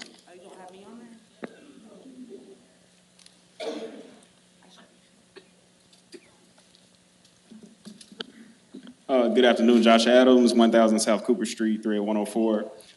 What I want to do is first, before I make my comments, just sort of remind the council that for people who are wondering or worried about state preemption, there is a case, Defenders of Affirmative Action versus Regents of the University of Michigan, which hinders on Hunter doctrine, or the case of Hunter versus Erickson. In their jurisprudence, what was created was a situation that said that the doctrine provides that if a state action allocates governing power concerning racial issue to place a unique procedural burden on minority interests, then that action embodies and implicitly racial classification, receives heightened judicial scrutiny, and must meet a heavy burden, which means that if you move the procedural burden up, then that means that you are essentially violating the 14th Amendment. So you do have the power, you do have protections, you can make decisions on the local level and be protected by the Supreme Court. Other issues that come up for the Supreme Court is that the Supreme Court has given police departments the discretion to lie, the discretion about who to stop, the discretion about whether or not an officer needs to know the law. And under that discretion and thinking about exigent circumstances, whenever there is a situation where your police chief says that we have crime nestled in certain areas, so that's why there's a disparity in police traffic stops, then you have given the police officers the exigent circumstances to treat anybody that's black as a threat, and therefore you end up with situations such as Darshawn Holiday being shot at a gas station when he was boxed in by unmarked cars, Miss Adams. Norris, Miss Adams. And you have Tyree Nichols. Ms. Adams, I need you to conclude your comments. Thank you, sir. Mr. Garner.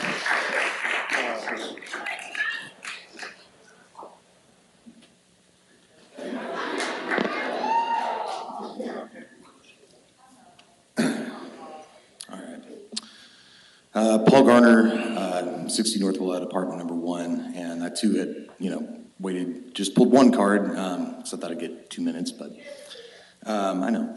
And I didn't come here this week to cuss y'all, I did last week, but I gotta let y'all know that was coming out of a place of real intense pain as we've gone through this yet again in the city, and I'm glad to see the ordinances y'all passed today, but I'm extremely disappointed to see item number 17 removed from the agenda, which really would give this ordinance the guts it needs to be successful. And I hate to remind folks, but going back, and I wish I had more time, but in 2015, we worked to pass the CLRB ordinance, right? And at the time, that was delayed because folks came up here and played games, and they delayed it not for 2 weeks, but they delayed it for 4 months until after the election. Then in 2017, there was an effort made by my colleague over here to gut the subpoena process that we had established in that ordinance before it had ever been tried. So in the years since then, we established a process whereby the CLRB could hear testimony, evidence. They could issue subpoenas on CLRB's behalf and hear that along with CLRB and bring that into the review process. In 2020, the case of Marcus Walker, there was a request made for a subpoena in his case to hear from officers about an incident that happened to him in 2011 where he and his son and his nephew, where he was beaten in front of them during a routine traffic stop like the one that we're talking about, right? Mr. Garner, I'm going to need Patrice you to Robinson was supposed to bring your... that to this body to vote on and never did. So I want to say I'm glad to see these pieces that are being passed tonight, but you have to enforce these ordinances because you had ordinances that you passed before and then shrug the responsibility of enforcing them. It is this body's duty to enforce it when the mayor's office does not carry out the wishes. So that's all I have to say. Pass this ordinance, pass more ordinances, keep passing ordinances until we have true police. Chelsea Glass, Ms. Glass.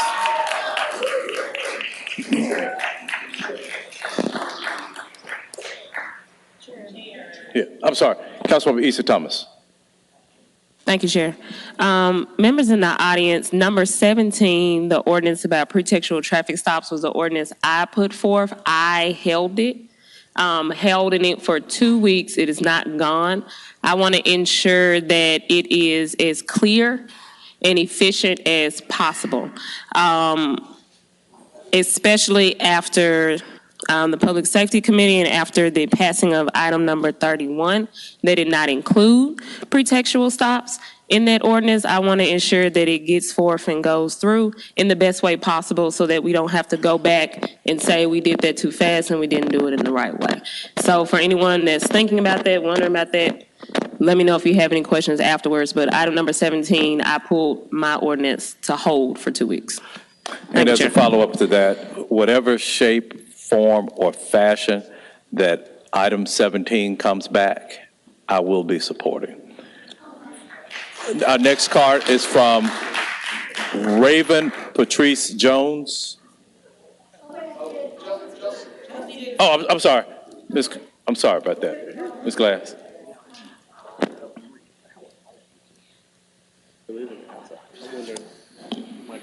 Chelsea Glass. I scream every time. 1315 Concourse Avenue.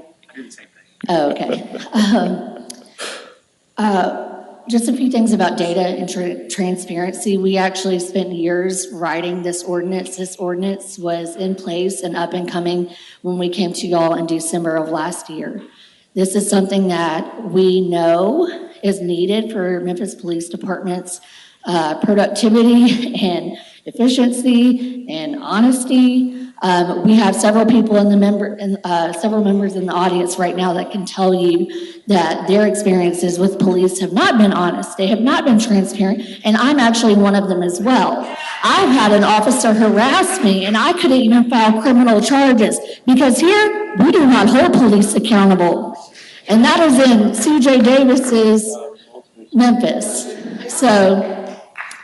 Another thing that's important to know is that a lot of you have questions about data and traffic stops. Hi, I'm one of 4 experts. We've been spending 3 years on this data. The holes and the gaps in the data are not because we don't know the analysis or the work, it's because they don't provide it. Okay. So if you want to know about traffic data, there's several people in this room that can tell you more than what you want to know. And I don't care if the state does or does not have a law about racial bias. It's happening because we have the proof. Ms. Glass. Again. Ms. Glass. So one of the last things that I would like to say. Ms. Glass. Ms. Glass, I have all of these other cards to hear from. Our next speaker is Raven Jones. Ms. Glass, I've given you more than a minute to speak, ma'am. Miss, grab another card. Okay, I'll grab another card. I'll do that. Ms. Jones.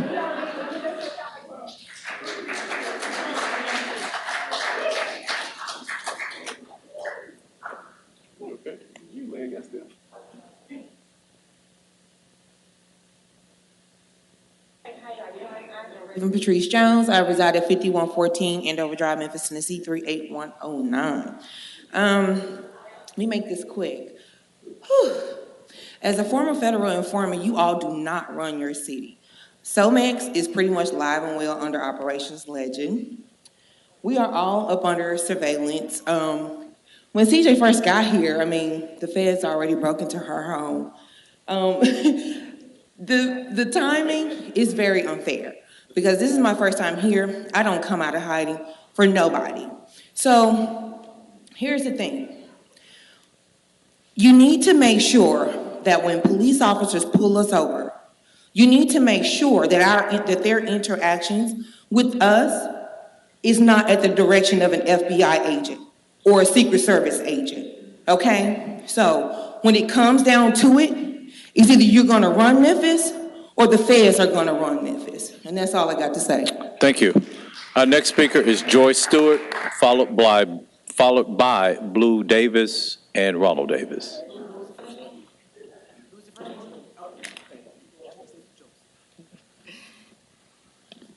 Joyce Stewart, 1959 Ambergate Lane.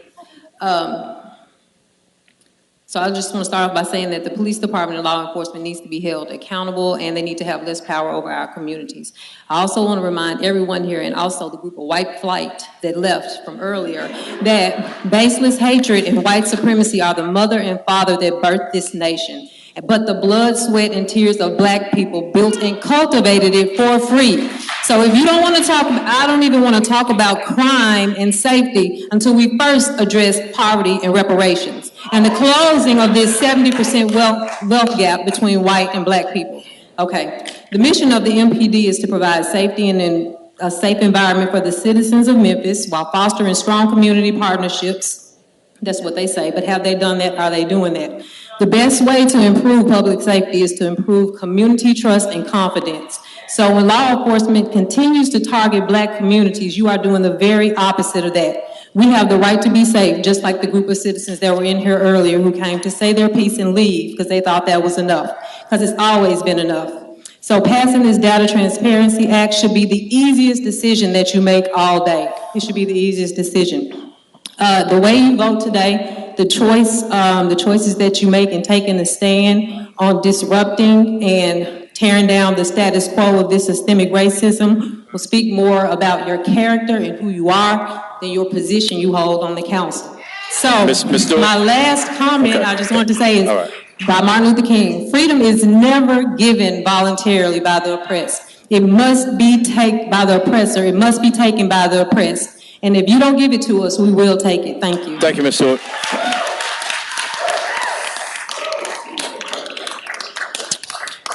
Blue Davis.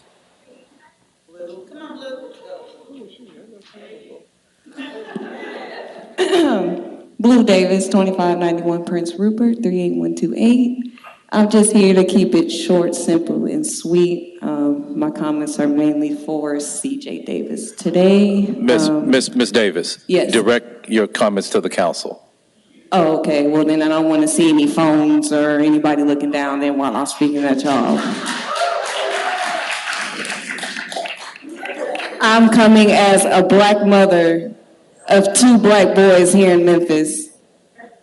I am speaking as a black daughter of black parents. I am speaking as a black sister to a black brother. I don't want to see this anymore. These should have been passed. This ain't the first time Memphis has seen this here in Memphis. We are tired. Y'all should be tired too. How many black people we got in these seats right now? We still fighting like this? What are y'all doing? Because we know what we doing with what we want. We need y'all to show us that y'all are with us in these seats. Because we can't be in y'all seats right now. JB Smiley, I appreciate you. CJ Davis, even though he doesn't want me to comment up here. Miss Davis. But we need to see better from you. We got rid of Raleigh. Our next speaker is Ronald Davis. Ronald Davis. Ronald Davis. Our next speaker is Candy Williams.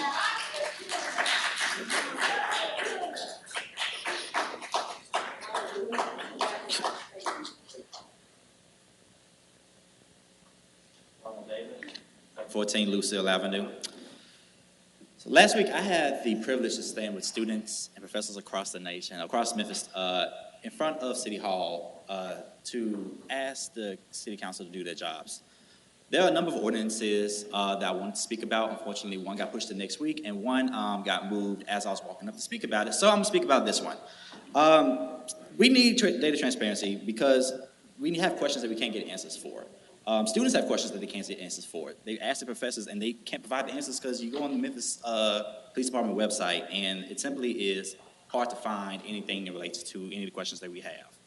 Our youth and our educators, thankfully, have organizations like MICA, Stand for Children, the Justice and Safety Alliance, Decarcerate Memphis, and Official Black Lives Matter, who does the work like providing data to you all. And I think you all have a copy of this driving by BIPOC summary that provides the data, the type of data that we're looking for. In this summary, you'll find data like the fact that most traffic stops aren't even for public safety issues, they're for financial issues. So it honestly is a waste of our time. It's not the police that are engaging with these communities, but it's these community members and these community organizations. So I highly suggest that you read this summary and read through these ordinances and pass them, because we need to require an annual audit of our MPD's training academy. We need to make sure that all these cases are reported to clerks so that they can file the proper complaints and file the proper subpoenas. We need to make sure that we have an independent investigation of our use of force complaints. Mr. Davis. And we need to make sure that we require the regular and transparent reporting of data Mr. Davis. traffic stops, arrests. Mr. Davis. Thank you. Thank you. Our next speaker is Candy Williams. Okay. Aaliyah Stewart.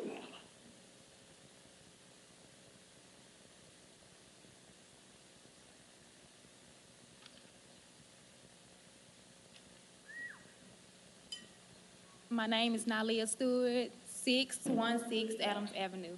I'm here to speak on behalf of Darius Stewart. That was my first cousin, and he was killed on a traffic stop in 2015. So I'm not finna sit here and act like y'all don't know what's going on, because y'all know what's going on, and y'all know what's been going on. Half of y'all are black up here, just as black as me. So you can't sit here and tell me that you don't know this been going on in Memphis. This been going on in the United States. The first police department in the United States was what? Catching slaves, catching your ancestors, just like they was catching mine. So this is important to me. I'm angry, and I'm gonna live up to that angry black woman stereotype, because I have every reason to be angry. I'm angry that my family went through this. I'm angry that that family went through this, and I'm angry because I know it won't be the last family to go through this. So I'm not gonna sit here and plead with you like you don't know what's going on, because you want to do the right thing, you would have been did it. But today you have to do it. Thank you.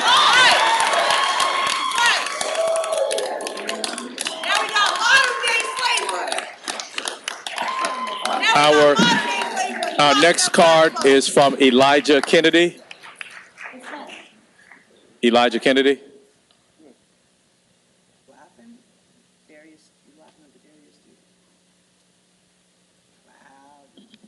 Hi, my name is Elijah Kennedy, 2012 Walker Avenue, Apartment 3.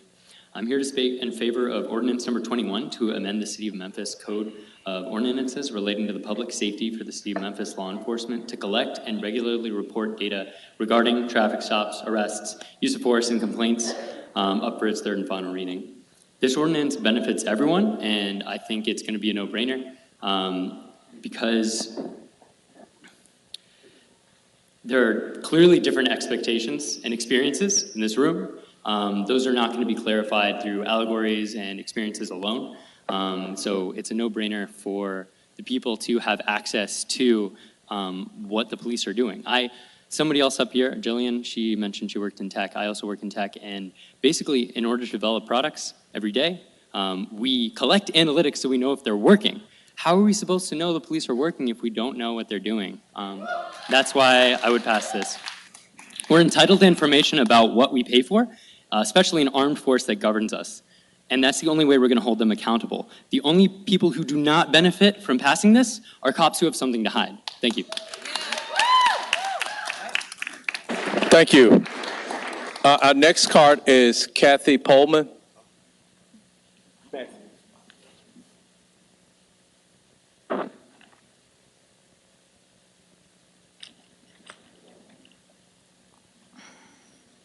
Hello, my name's Katie Pullman, 1350 Concourse Avenue. Oh, I'm sorry, Katie. Ms. Pullman. Katie, I'm sorry. I'm here to speak in favor of Ordinance 21 and all other ordinances proposed by Decarcerate Memphis. There is a saying in research that we must measure what we value. And so I want to ask all of you, what do you value? Do you value the physical and mental well-being of Black and brown people in Memphis? Do you value that well-being when they're being pulled over by cops? Do you believe that Black and brown people deserve to feel safe in this city and valued, even loved? Okay. It is also true that we put money towards what we love. Why are we putting more than a third of our city's budget on the police force? I cannot see how anyone thinks that's a good idea. Every other item in the city budget is in the single digits. So look in the mirror. Do you see the citizens of Memphis as a liability? Do you see Black and brown children as future liabilities? Or do you see them as assets? If you see them as an asset, and you must if this city's going to survive, then spend our limited resources on affordable housing, transit, education. Memphis leads the nation in child poverty. Memphis does need a change. So stop pouring money into an institution that is only meant to uphold the status quo. Thank you. Thank you. Our next speaker is Trinity Williams. Trinity Williams? Okay, thank you. Richard Massey, followed by Andre Johnson and Brandon Weston. Good evening, Council. My name is Richard Massey, 3615 Central Avenue, 38111. The measure of transparency that our community deserves and has been demanding for weeks isn't too costly to implement. It's simply not in the interest of Mayor Strickland to consider more transparency about police misconduct. The community deserves to know why Black Memphians were 2.7 times more likely to be arrested for the same low-level, nonviolent crimes as white Memphians. The community deserves to know why more unarmed Memphians were killed per arrest than 46% of other American police departments. The community deserves to know why the MPD used more force per arrest than that of 38% of other American police departments. To continue to withhold this information from our community is to continue a grim injustice while Memphis is under the microscope of the rest of the country. There is a reason why the police scorecard database graded the Memphis Police Department at 40%, with the police accountability tab coming in at a bleak 14%. Now is the time to implore the same strive for justice and accountability echoed by generations of freedom fighters in this city, in Memphis, Tennessee. Thank you, Council. Thank you.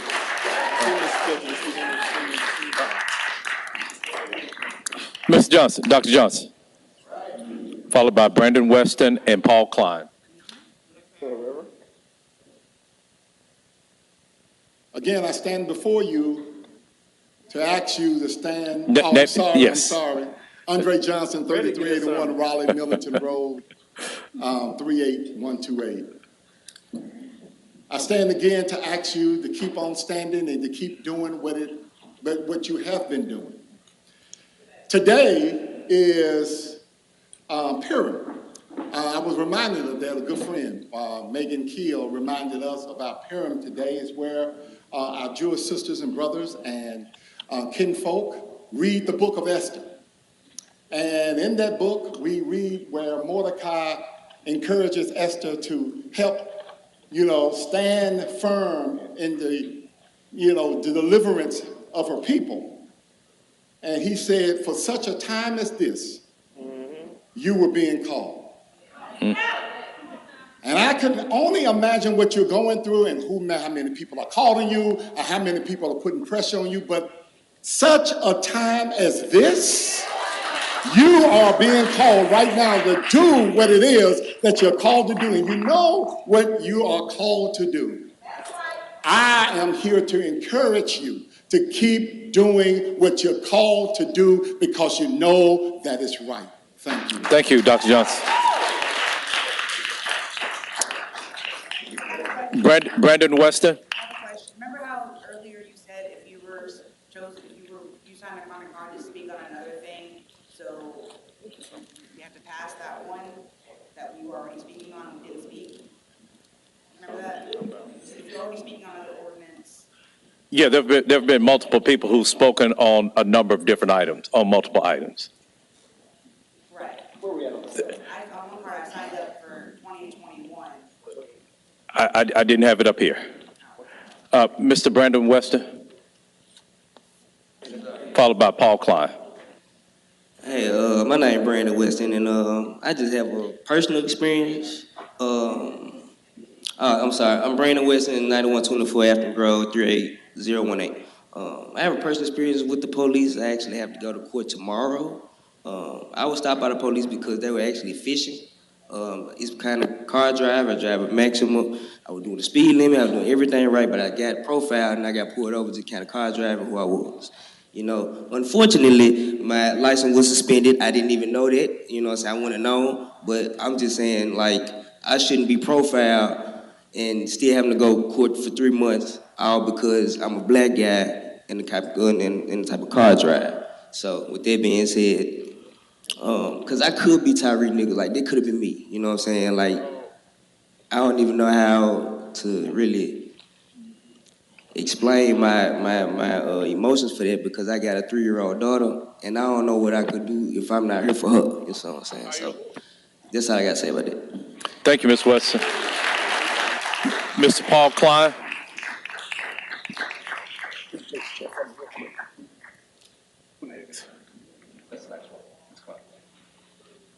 I don't know what's the next agenda item.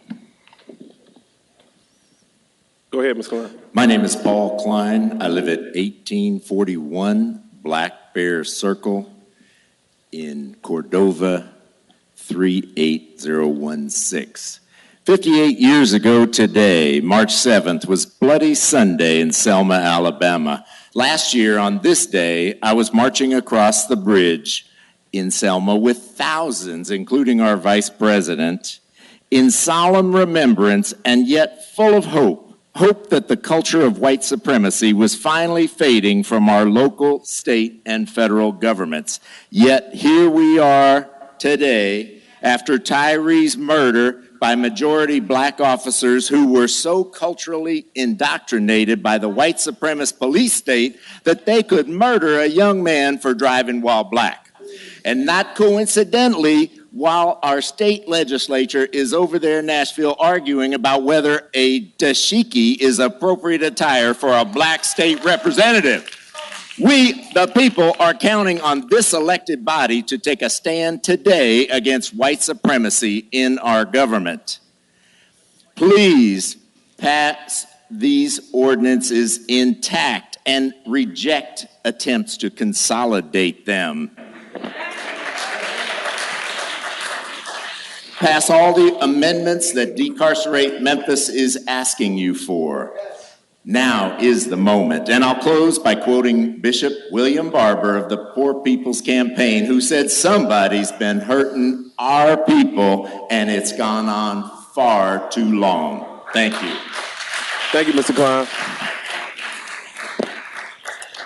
That's all the comment cards we have today, Madam Comptroller. Absolutely. Madam Comptroller, please.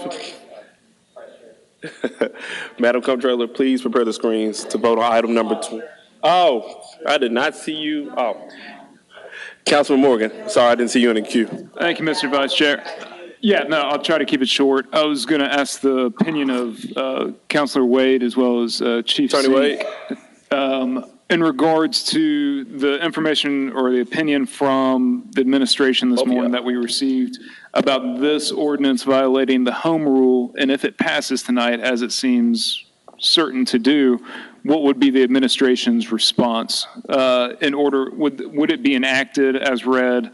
I know we still have questions about costs, when it can be implemented, and how it would impact operations on the street. And I still would be interested in hearing those from the administration, even if this goes forward today. I know y'all don't have those answers today, but I would like them as soon as you have them. But I would like a response to the home rule from both attorneys. Thank you.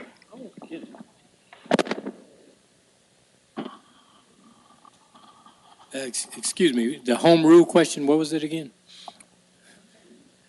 Whether this is a violation of the charter's home rule, as was alleged in the administration's response this morning, and that it impacts operations and that the city council does not have purview to dictate the operations of the police department through ordinance like this. I hope I'm stating their argument correctly. Chief Sink can add or to it if she likes.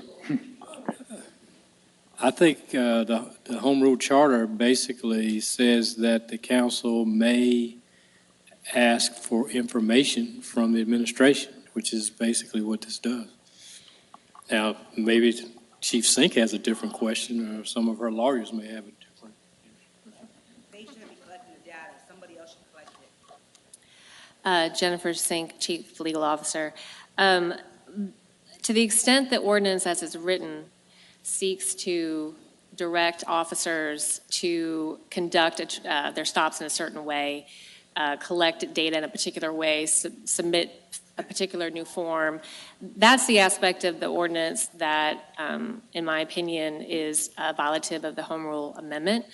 I do want to reiterate that, as Chief Davis said this morning, we are, the administration is seeking to work with you on this in terms of the data and providing you with data that is being collected. I can't speak to what the administration will do if this passes tonight. Our desire is to work with you.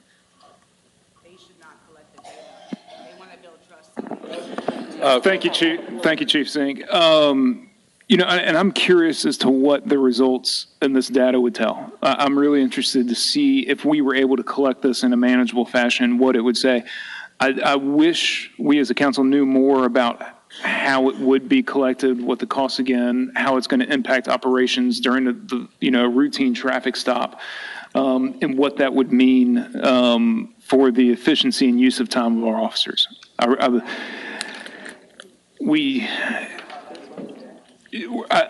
know we're going to go forward and we're going to vote in the dark a little bit on this one. We don't always have to do that. It seems like that's going to be the intent. We're still going to be seeking answers on this. I think this is going to be part of the budget conversation as we realize that the cost of this may be into the 6 or 7 figures in order to collect and maintain and present it in an accessible fashion to the public. And so we're going to have an accompanying budgetary.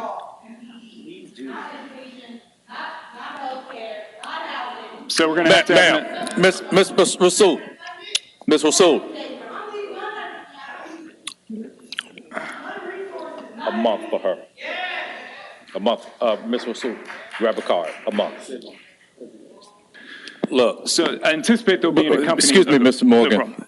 For any other outbursts like that, I have the authority to prohibit people from coming to this meeting for a certain period of time. So the next outburst like that, that's what that's going to be met with. Thank you, Mr. Morgan. You can continue. Thank you, Mr. Chair. And I was just wrapping up. I anticipate there'll be an accompanying allocation or a budget amendment in order to, once we discover what this will cost, then allocate and appropriate the funds, and we'll have more discussion about this in the future and look forward to it. Thank you.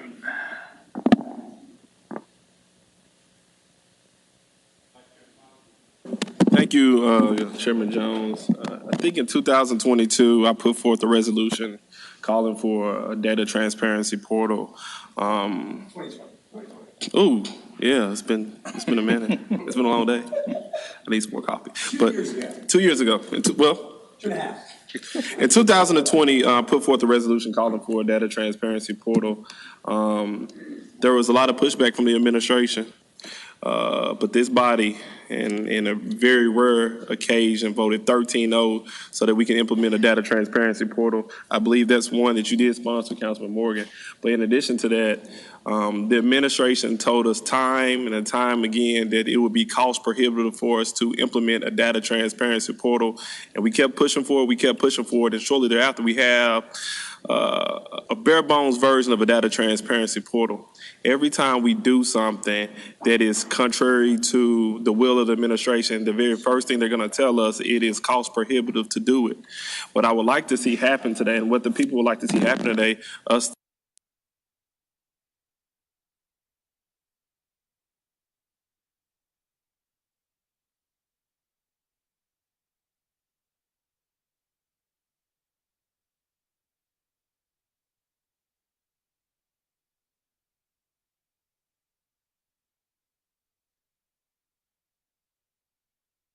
this